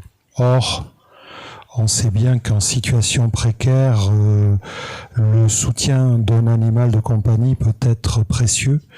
Donc il vous est proposé de modifier le règlement intérieur et de permettre l'arrivée de personnes qui seraient propriétaires d'un chien, sauf les chiens d'attaque, et ou un chat, de pouvoir accéder à ces locaux. Il n'est pas malgré tout prévu qu'une personne hébergée puisse devenir propriétaire d'un chat ou d'un chien, mais qu'elle puisse, si elle est déjà en relation avec cet animal, le conserver dans cet hébergement temporaire. C'est la première modification. Pour la petite histoire, le règlement au niveau de max de ce même type de logement a autorisé l'arrivée des animaux dans ces logements. Il n'y a pas eu plus de dégradation que cela. Lorsqu'il y avait des dégradations, c'était autant le maître que l'animal. C'était pas l'animal qui faisait seul les dégradations. Donc, je touche du bois, mais a priori, on ne devrait pas avoir de problème dû uniquement à ces animaux-là. Donc ça, c'est la première modification.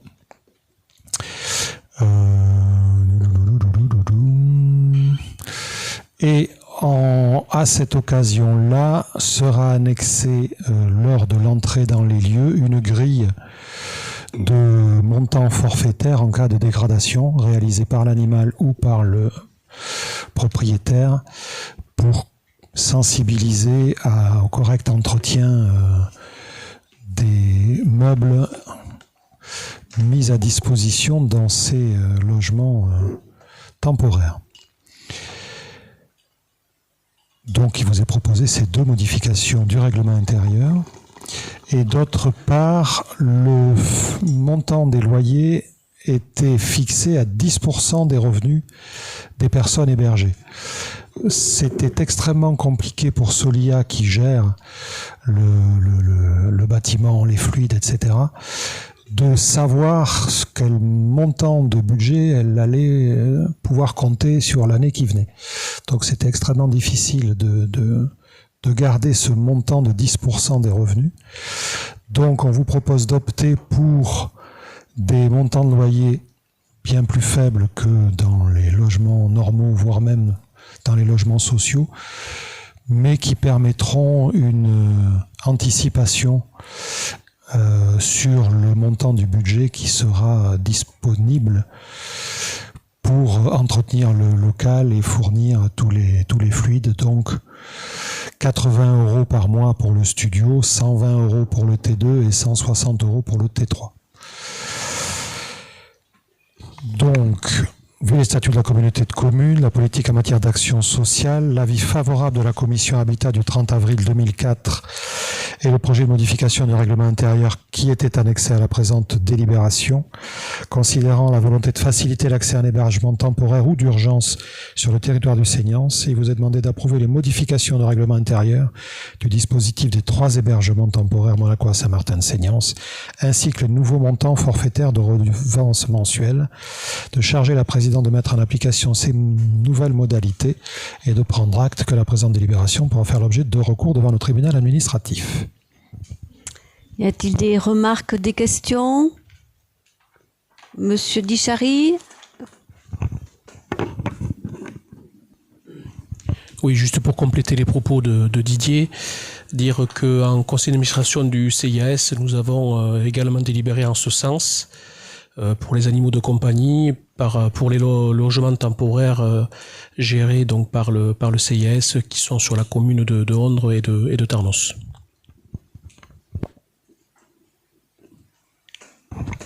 Et c'est une très bonne chose, puisqu'effectivement, comme ça a été évoqué, l'animal de compagnie peut être un soutien, un accompagnement important à l'insertion de ces personnes qui ont souvent des parcours de vie très, très difficiles. Donc on peut s'en féliciter. Une intervention, Sandrine Coelho? Alors, quelle satisfaction de voir cette expérimentation se mettre en place sur les hébergements temporaires du Seignance. Trouver une solution d'hébergement d'urgence qui accepte les animaux de compagnie est très rare. Pourtant, 67% des personnes à la rue ont un animal de compagnie. Car dans une situation de très grande fragilité et de surcroît dans la rue, les relations qui se tissent entre les animaux et leurs maîtres vont bien au-delà de la seule fonction d'animal de compagnie, pour constituer un binôme. Dans ces cas-là, les chiens notamment sont des remparts contre la déshumanisation, ils sont une source d'affection et de valorisation. Ils responsabilisent et deviennent une raison de vivre. Ils sont des facteurs de sécurité, des compagnons à qui parler, ils peuvent être vecteurs de liens sociaux et ils maintiennent également les personnes dans un rythme de vie. Ne pas accepter les animaux de compagnie dans les hébergements revient tout bonnement à laisser une bonne partie de ces personnes sans solution. Je suis donc très heureuse que le Seignance, à sa toute petite échelle, mette en place cette expérimentation qui peut-être se répandra demain sur les autres dispositifs d'hébergement. Merci. Voilà, donc déjà sur l'ensemble de nos dispositifs, c'est fait. Après, sur le reste, il y a aussi des projets d'accueil en EHPAD. Je ne sais pas si c'est un suivi des faits sur notre territoire, mais il y a peut-être aussi des expérimentations à d'autres niveaux qui vont être envisagées. On regardera tout ça avec beaucoup d'attention, vu l'intérêt que effectivement cela soulève. Est-ce qu'à ce stade, il y a des votes contre, des abstentions? Adopté à l'unanimité. Toujours Didier Herbert sur la convention de veille stratégique pour la production de logements entre la commune de Saint-Martin-de-Seignanx, le PFL Landes Foncier et la communauté de communes du Seignanx. Tout à fait, Madame la Présidente. Nous allons avoir deux délibérations identiques, sauf sur la commune concernée, puisqu'il y a la délibération sur Saint-Martin-de-Seignanx et la suivante sur Ondres. Donc le PFL a sollicité la commune de Saint-Martin-de-Seignanx et la communauté de communes pour mettre en place, dans le cadre du plan pluriannuel d'investissement, une convention de partenariat de veille foncière stratégique. L'idée est, sur une zone déterminée, de surveiller les déclarations d'intention d'aliéner pour essayer de réagir rapidement avec l'appui financier de l'EPFL qui est plus important que n'importe quelle des communes de Seignanx et pouvoir, en lien entre la commune et l'EPFL, agir pour éventuellement intervenir et récupérer le bien qui serait vendu à du privé s'il est intéressant et que les deux structures sont d'accord sur cet intérêt, sachant que la commune reste la dernière à donner son avis, et donc son avis prépondérant, pardon. Donc la commune de Saint-Martin-de-Seignanx, c'est une convention pour une durée de 6 ans.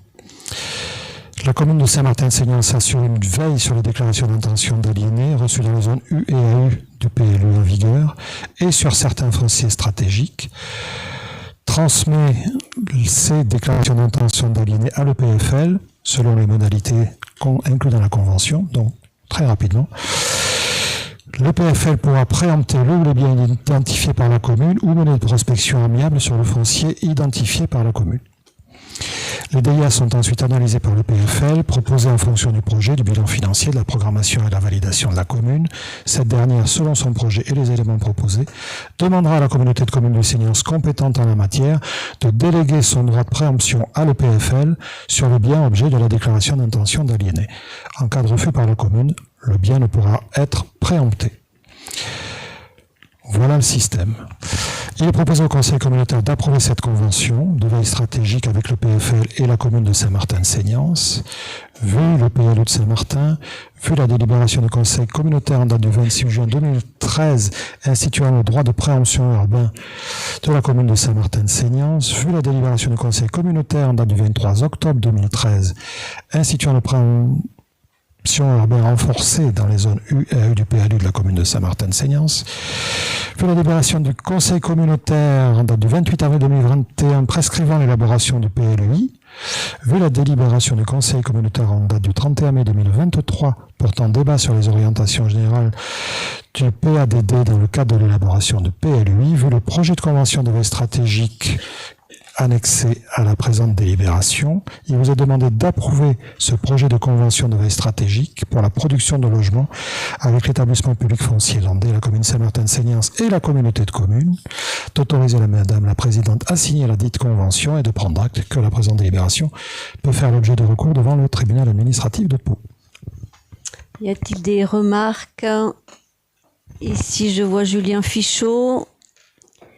Je te passe le micro.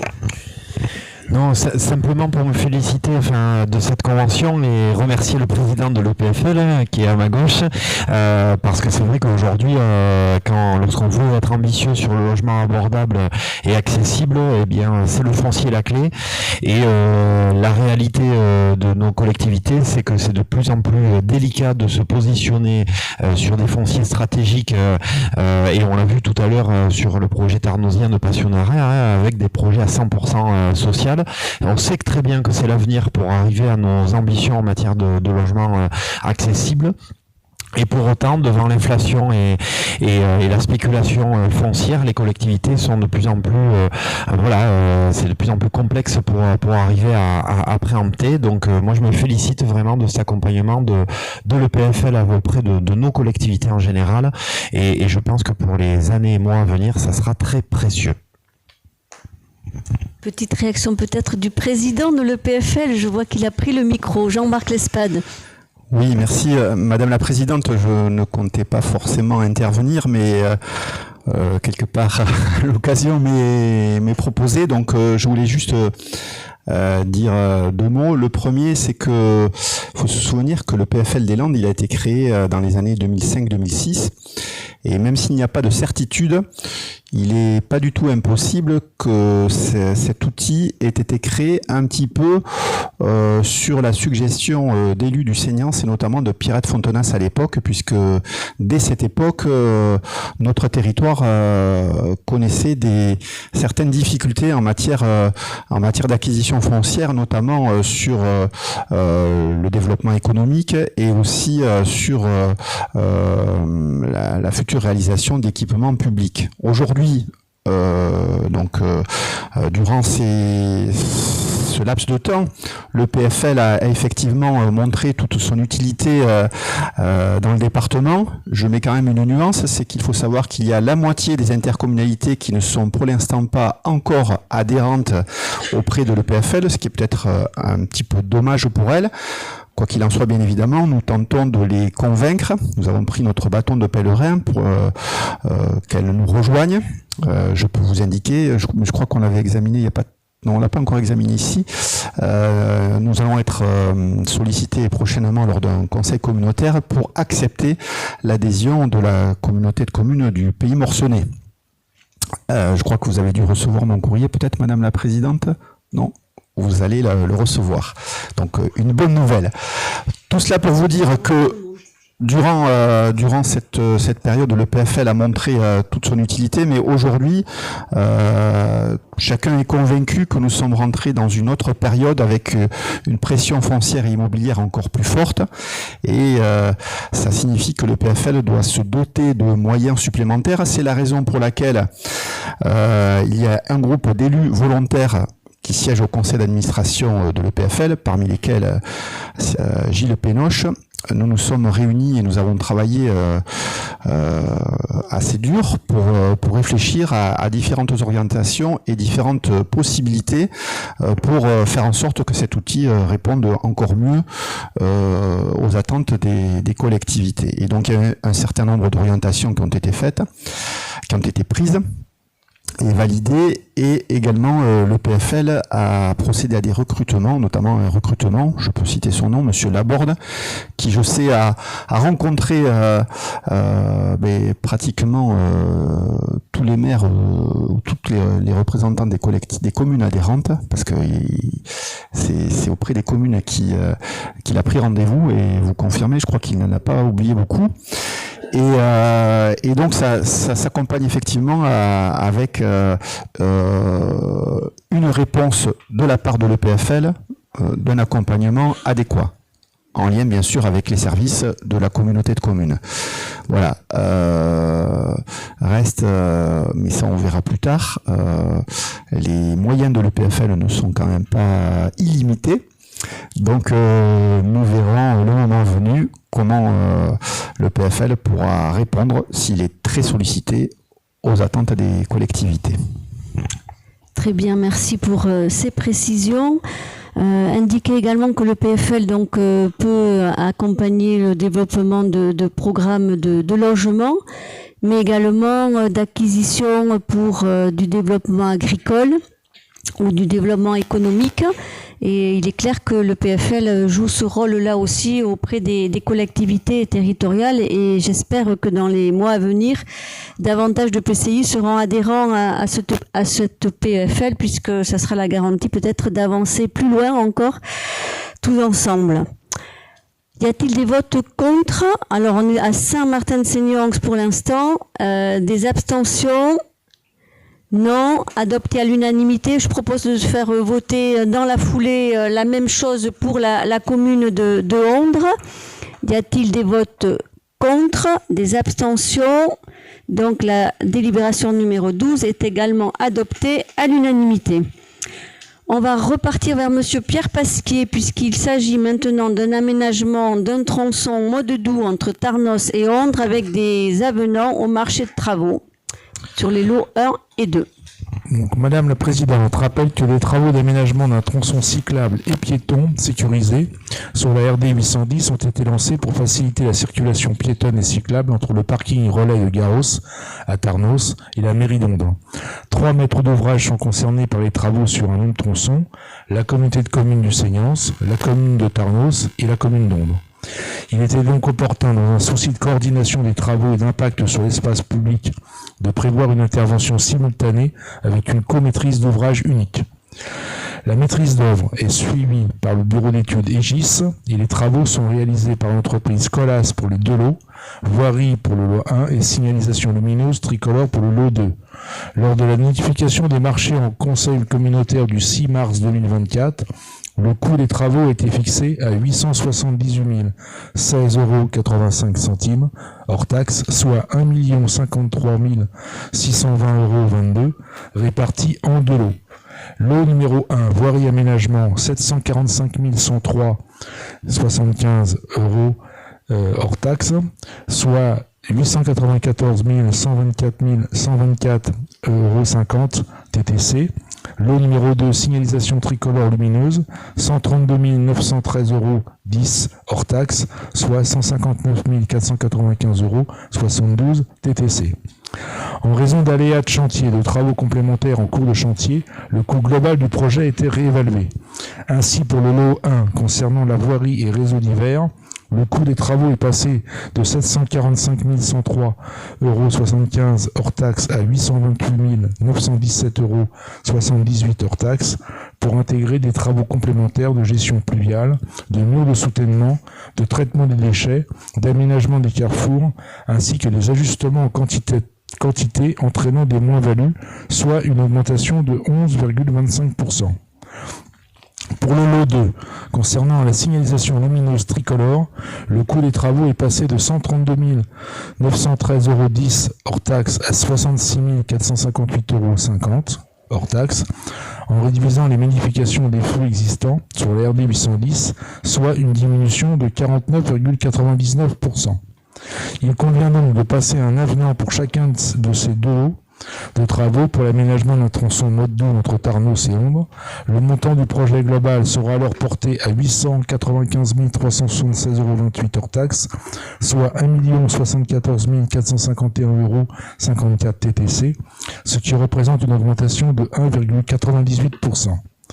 Donc, vu le Code général des collectivités territoriales, vu le Code de la commande publique, vu l'article 2 des statuts de la communauté de communes du Seignance, vu le règlement de voirie communautaire avec son analyse graphique, vu le nouveau schéma cyclable approuvé par délibération du Conseil communautaire, vu la délibération numéro 23-12-21 du Conseil communautaire du 20 décembre 2023, vu la délibération numéro 2024-03-10 du Conseil communautaire du 6 mars 2024, vu la nécessité de passer un avenant pour chacun des lots de marché de travaux en raison des aléas de chantier et des travaux complémentaires en cours de chantier.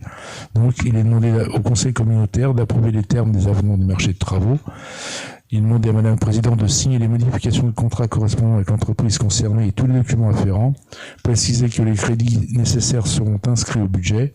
Rappelle que Madame la comptable publique du service de gestion comptable de Saint-Vincent-de-Tyrosse est chargée de l'application de la présente délibération, et enfin que la présente délibération peut faire l'objet de recours devant le tribunal administratif de Pau dans un délai de 2 mois à compter de sa réception.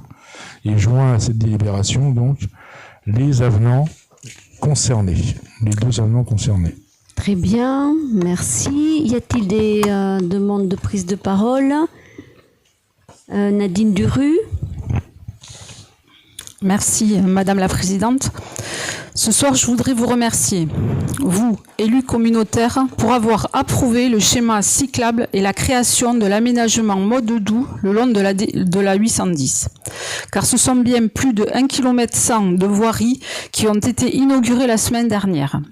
C'est un lien sécurisé vers une offre de transport collectif, vers toute l'agglomération bayonnaise. Un vecteur d'émancipation pour les jeunes et un soulagement pour les parents taxis, mais aussi de transport abordable vers l'hôpital pour les plus âgés ou malades, ou encore une alternative à la voiture pour d'autres.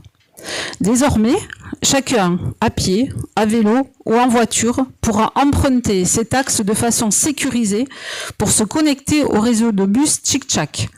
Et bien sûr, pour ceux qui ne souhaiteraient pas marcher jusqu'au P+R, ils peuvent également prendre la ligne 56 pour s'y rendre depuis que la commune a adhéré au SMPBA en 2022. Je voudrais donc rendre un satisfecit général aux élus ce soir, de surcroît dans le contexte que nous connaissons. Il me semble que nous ne déméritons pas, l'engagement et le travail sont constants pour offrir de nouveaux services à la population. Merci.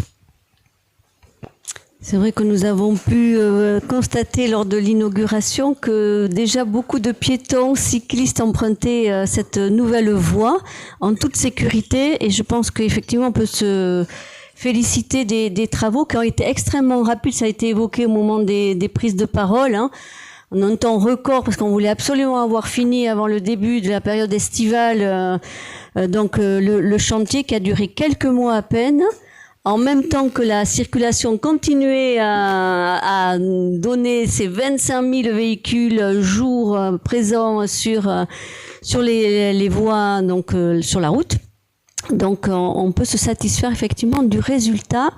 Et je pense que les jeunes, puisqu'on en a vu beaucoup, alors certes ils partaient vers les fêtes de Bayonne, donc il y a eu une affluence particulière ce jour-là, mais je pense qu'au-delà de cette période estivale, ça sera très très emprunté le reste de l'année, comme ça a été souligné maintenant.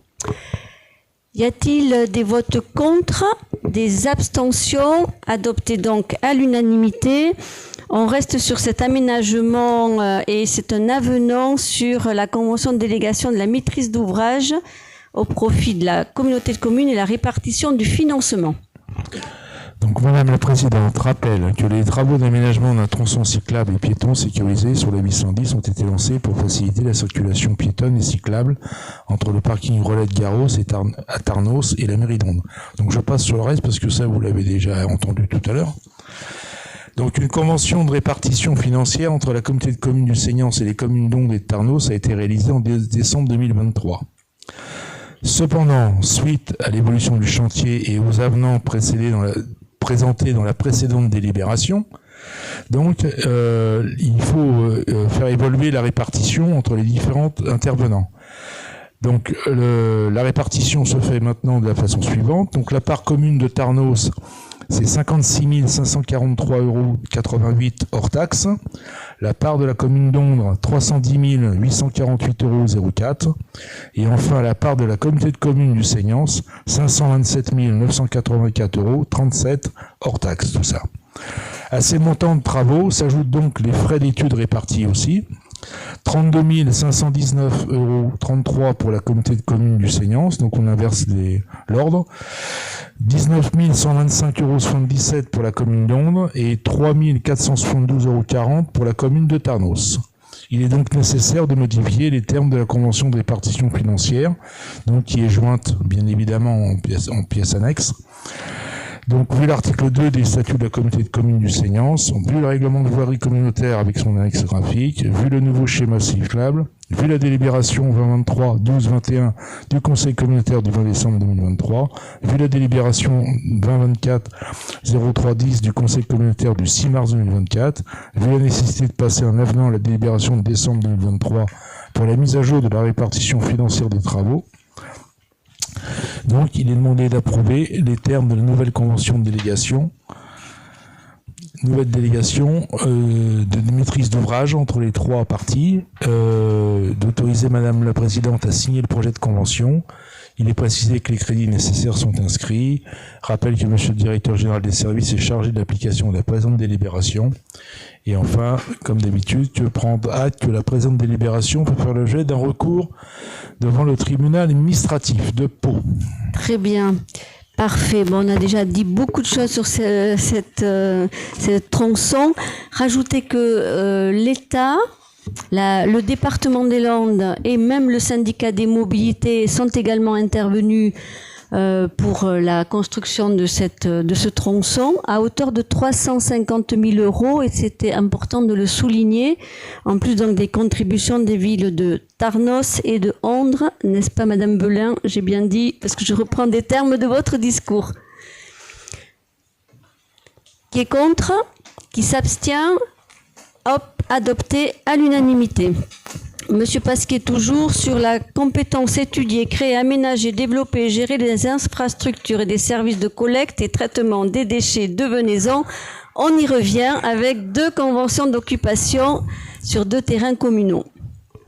Donc, Madame la Présidente rappelle que depuis le 4 mai 2021, donc ça aussi ça a été précisé tout à l'heure, donc on va essayer de s'en passer, c'était pas la peine de répéter, à moins que certains n'aient pas compris, mais je pense que tout le monde a compris. Donc ces 3 sites comprennent une dalle de béton de 20 mètres carrés bordée d'un grillage qui sera implanté, qui est déjà implanté d'ailleurs, ainsi que des branchements d'eau et d'assainissement pour le nettoyage. Donc l'autorisation a été donnée par le syndicat EMMA pour le site de Saint-André-de-Seignance. Cependant, sur les communes de Biodos et de Tarnos, la communauté de communes du Seignance sollicite une convention d'occupation du terrain communal pour une durée de 10 ans renouvelable. Donc, vu les statuts et les compétences de la communauté de communes du Seignance, vu la délibération du Conseil communautaire en date du 4 mai 2021, donc il est proposé que la convention de communauté de communes du Seignance pour réaliser les sites de collecte sur le domaine privé des communes de Biodos et de Tarnos, donc il est demandé d'approuver les termes de la convention entre les communautés de communes du Seignance et les communes de Biodos et de Tarnos, autorise Madame la Présidente à signer les projets de convention joints et précise que les crédits sont inscrits en dépenses et en recettes, et Monsieur le Directeur général des services est chargé de l'application de la présente délibération et que la présente délibération peut faire l'objet d'un recours devant notre tribunal administratif de Pau. Donc, bien évidemment, les 2 conventions sont jointes à cette délibération. Y a-t-il des remarques, des questions? Il faudra juste changer le logo Ville de Tarnos sur la convention pour la commune de Biodos, parce que je pense que ça ne doit pas être tout à fait le même logo. Donc, y a-t-il des votes contre, des abstentions? Adopté à l'unanimité. On va maintenant sur la commune de Saint-André-de-Seignance, puisqu'on va parler du pôle de santé et de solidarité, avec la convention de répartition financière entre XL Habitat et la communauté de communes du Seignance. Et c'est toujours Pierre Pasquier. Madame la Présidente, rappelle le contexte de l'opération dans le cadre de sa compétence obligatoire de développement économique. En 2017, la communauté de communes du Seignan et la commune de Saint-André-de-Seignan ont sollicité XL Habitat afin d'étudier la faisabilité d'une opération d'ensemble en lieu et place des maisons Pomarès et du Bosc en centre-bourg de Saint-André-de-Seignan. Il a été envisagé d'y réaliser des logements locatifs à destination des personnes âgées, une salle commune et un pôle médical. En janvier 2019, XL Habitat a déposé un permis de construire qui a été accordé en mai 2019. Le 16 décembre 2019, XL Habitat fait l'acquisition des parcelles bâties pour la somme d'1 euro. En janvier 2021, après de multiples échanges, un nouveau projet a été présenté aux élus de la communauté de communes et aux futurs praticiens. Afin de réaliser un projet cohérent et compte tenu de l'imbrication des différents modules qui composent le projet, il a été convenu qu'XL Habitat réaliserait l'ensemble de la construction. La communauté de communes a transféré de façon temporaire sa maîtrise d'ouvrage pour cette opération à XL Habitat.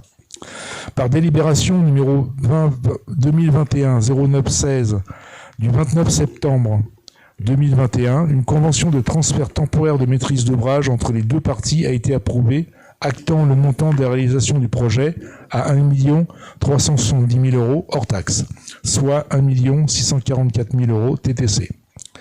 Suite à l'appel d'offres et de travaux en date du 21 février 2022, peu favorable, et un avenant de MOE dû à de nombreuses modifications du programme du pôle médical, les montants ont été revus à la hausse au démarrage du chantier en septembre 2022. De plus, en cours de chantier, il a été décidé d'équiper les logements de cuisines adaptés aux personnes à mobilité réduite. Une nouvelle convention est donc proposée par XL Habitat, suivant le coût définitif du projet, pour un montant de 1 805 622 € hors taxe, soit 2 166 747 € TTC, avec la répartition suivante. Donc 8 logements pour 1 13 647 € hors taxe, soit 1 216 376 € TTC, part de XL Habitat. 8 cuisines adaptées, 45 695 € hors taxe, soit 54 833 € TTC, part de la communauté de communes du Seignan. Pôle de santé, 598 482 € hors taxe, soit 682 178 € TTC, part de la communauté de communes du Seignan. Et la salle du CIAS, 177 798 € hors taxe, soit 213 358 € TTC, part aussi de la communauté de communes du Seignan. Donc, vu la délibération 2021 du 09-16 du 29 septembre 2021, donc après en avoir délibéré, il est demandé au Conseil communautaire donc de valider le coût définitif de l'opération, d'autoriser Madame la Présidente à signer la nouvelle convention de répartition financière entre XL Habitat et la communauté de communes du Seignan, et enfin prendre acte que la présente délibération peut faire l'objet de recours devant le tribunal administratif de Pau. Très bien. Y a-t-il des remarques, des questions? Jean Baillet.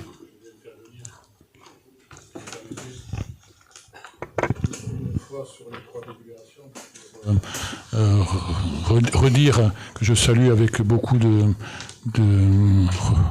gratitude l'accompagnement de la communauté de communes sur ce projet hautement solidaire, et remercier la communauté de communes, les élus communautaires du précédent mandat sous Éric Guillotot et les élus d'aujourd'hui sous la présidence d'Isabelle Dufaux pour avoir poursuivi ce projet et permis qu'il se réalise, qui est une concrétisation très aboutie. Je ne sais pas si une inauguration est prévue. Je sais que c'est compliqué, mais ça sera un moment fort aussi que de présenter effectivement, au moins aux élus, et la population se l'approprie déjà, ce bâtiment et les services qui sont proposés. Voilà. Donc de la part des élus de Saint-André-de-Seignan, de très grands remerciements pour le portage et le financement de ce très beau projet. Les remerciements seront relayés auprès des équipes de la communauté de communes parce qu'il est clair que c'est vrai, ça a été un chantier compliqué. Bon, comme d'ailleurs tout chantier, hein, mais il a fallu toujours pareil s'adapter. Et je pense que les équipes de la communauté de communes, des services techniques, ont su le faire avec brio, de même que les équipes des services sociaux, enfin du service social, puisque vous l'avez vu, hein, on aura aussi une salle du SIAS pour pouvoir proposer des animations. C'est attendu à la fois des bénéficiaires du SIAS du territoire, mais aussi des habitants qui ont pris, ça y est, leur logement. Les 8 logements sont occupés aujourd'hui. Et pour les avoir rencontrés, il est clair que la salle du SIAS sera aussi un moment de lien social avec ces habitants de cette nouvelle résidence.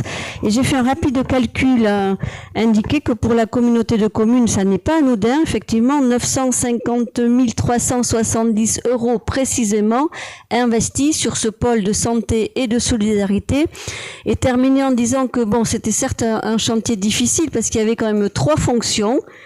La première, celle d'accueillir des praticiens de santé qui, je pense, sont satisfaits de la qualité des équipements mis à disposition, du logement pour personnes âgées et handicapées, les 8 logements dont je parlais, et une salle ouverte au public qui sera la salle du SIAS dont on fera, j'imagine, très bon usage. Donc une multifonctionnalité qui est importante aussi à souligner.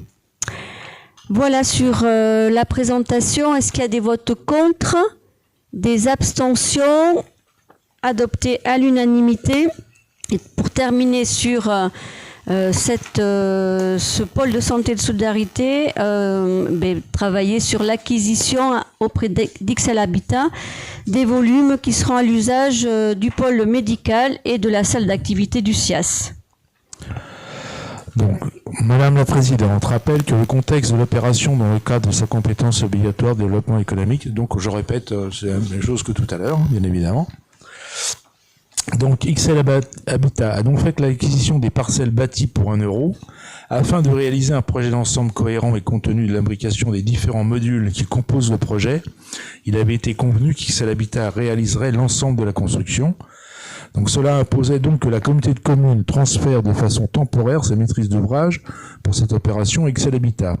Pour cela, une convention de comaîtrise d'ouvrage a été signée entre XL Habitat et la communauté de communes pour fixant les conditions de transfert.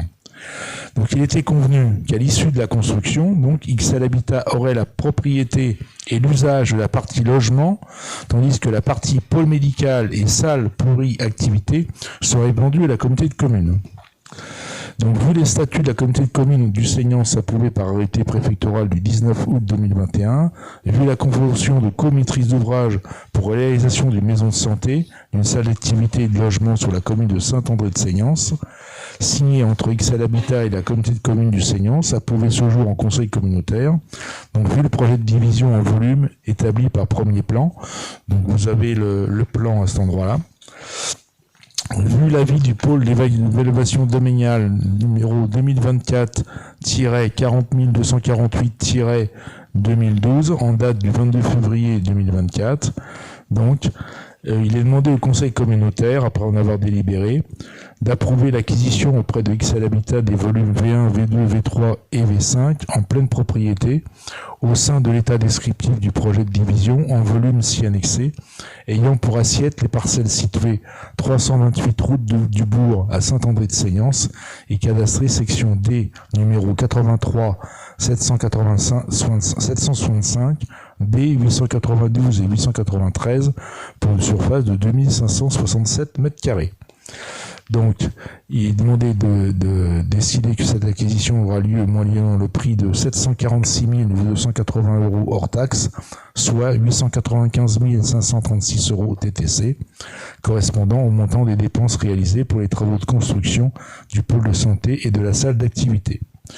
Donc il est précisé que le prix a été payé dès avant ce jour à concurrence de 572 400 € TTC en nature par la prise en charge des dits travaux au fur et à mesure de leur avancement dans le cadre d'une convention signée entre les parties. Le surplus, soit la somme de 323 136 € TTC non productifs d'intérêt, sera payé au plus tard dans les 12 mois de la signature de l'acte définitif à première demande d'Excel Habitat, et les modalités de paiement seront précisées dans l'acte authentique à recevoir. Donc ça, c'est écrit par un notaire. Ça. Donc Madame la Présidente, vous autorisez Madame la Présidente à signer tout document se référant à cette opération. Donc, et prendre acte que la présente délibération peut faire l'objet d'un recours devant le tribunal administratif de Pau. Très bien, donc pour continuer dans la complexité du dossier, il a fallu décrire les volumes donc, qui vont être propriété de la communauté de communes, peut-être sont affichés... Donc, je laisse peut-être Laurent Claude, je vais le mettre un petit peu à contribution pour dire ce que devient devient propriété donc de la communauté de communes du Seignox et du CIAS. Merci Madame la Présidente. Donc ce sont les volumes qui sont en violet, donc intitulés V2, V3 ça c'est les infirmières, V5 qui est l'ergothérapeute et V1 qui est la salle, donc en bleu clair, la salle du CIAS avec la terrasse qui est sur l'extérieur. Le V4 c'est l'entrée des logements donc qui restent propriété d'Ixelles Habitat, et les V6 sont les volumes, enfin volumes, c'est ce qui est sur l'extérieur. Et donc pour simplifier aussi par rapport à ce dont parlait la Présidente, on est aussi en train de travailler avec Ixelles Habitat pour la copropriété, puisque de fait on est dans une copropriété qu'il convient d'établir. Très bien. Et pour l'inauguration, nous sommes en attente de dates communes avec à la fois l'État, donc Madame la Préfète, et le département des Landes, donc Monsieur le Président. Ça n'est pas simple. On a eu quelques déconvenues forcément avec la période qui vient de s'écouler.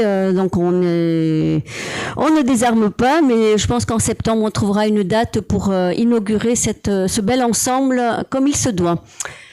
Je soumets aux voix. Qui est contre? Qui s'abstient? Pas d'abstention, pas de vote contre. Donc adopté à l'unanimité. On arrive à la délibération numéro 18 sur la création d'emplois permanents. Donc là, il s'agit de permettre la stagiairisation d'un agent contractuel au sein des services techniques. Et donc, il est nécessaire de créer un emploi permanent d'adjoint technique.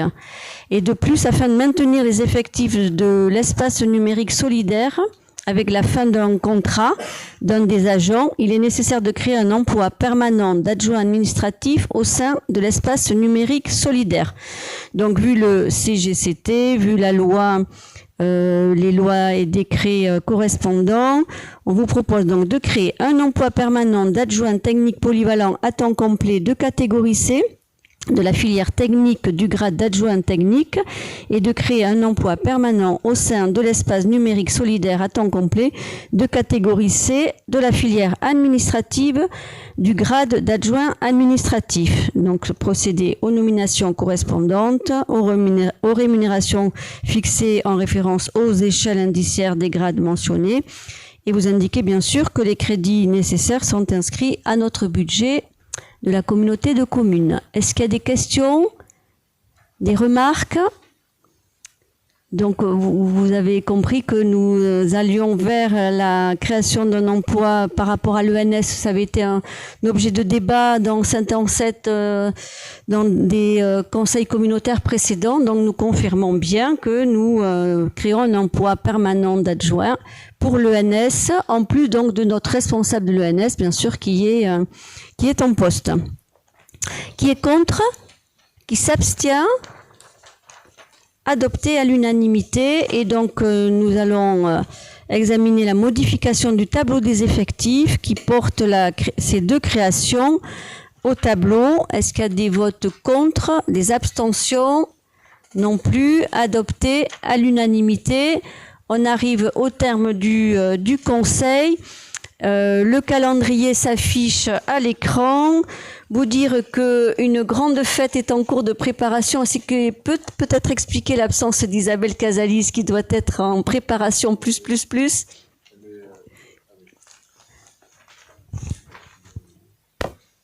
Oui, ben Saint-Laurent organise un rassemblement des Saint-Laurent de France qui existe depuis 1991. Voilà. Donc il y a une réunion tous les 2 ans. Cette année c'est à Saint-Laurent, bon petit village, donc pour nous c'est quand même pas facile. Il y a énormément de bénévoles, il y a des gens qui s'en occupent et plutôt bien, apparemment. Donc voilà, ça va se produire ce week-end, avec du beau temps. Voilà. Et a priori tout est prêt. Tout est prêt. Voilà. Très bien, on sera quelques-uns à participer à ce bel événement, donc du 19 au 21 juillet à Saint-Laurent-de-Gosse. On en avait parlé ici puisque la communauté de communes avait apporté une subvention de quasiment 20 000 euros, même 23 000 euros. Et que les services techniques, là aussi on en parlait tout à l'heure, ont aidé à l'installation de cette fête à Saint-Laurent-de-Gosse dans la semaine et seront également présents pour le rangement en fin d'événement. Vous rappelez que le prochain conseil communautaire aura lieu le 25 septembre à 18h30 dans cette salle. Mais avant ce conseil communautaire, un bureau de rentrée dès le 4 septembre, ça c'est pour les élus membres du bureau communautaire. Dès 18h, nous serons au travail. L'inauguration du pôle de santé de solidarité en septembre, la date restant à arrêter, mais on y travaille. Le 17 septembre à 18h à Biodos, une réunion publique importante puisque le schéma simplifié de mobilité sera présenté au public et aux élus avant d'être présenté en conseil communautaire. Donc là aussi on a bien avancé sur des solutions alternatives à la voiture pour se déplacer dans le territoire du Seignox. Et enfin à Biarrotte, le 21 septembre, en journée et en soirée, la journée du patrimoine avec un spectacle de fin de journée. Donc rendez-vous ce 21 septembre-là. D'ici là, passez un bon été. Ressourcez-vous, je pense qu'on aura besoin de force pour aborder l'année qui vient. Donc très bel été à tout le monde. Merci et bonne soirée.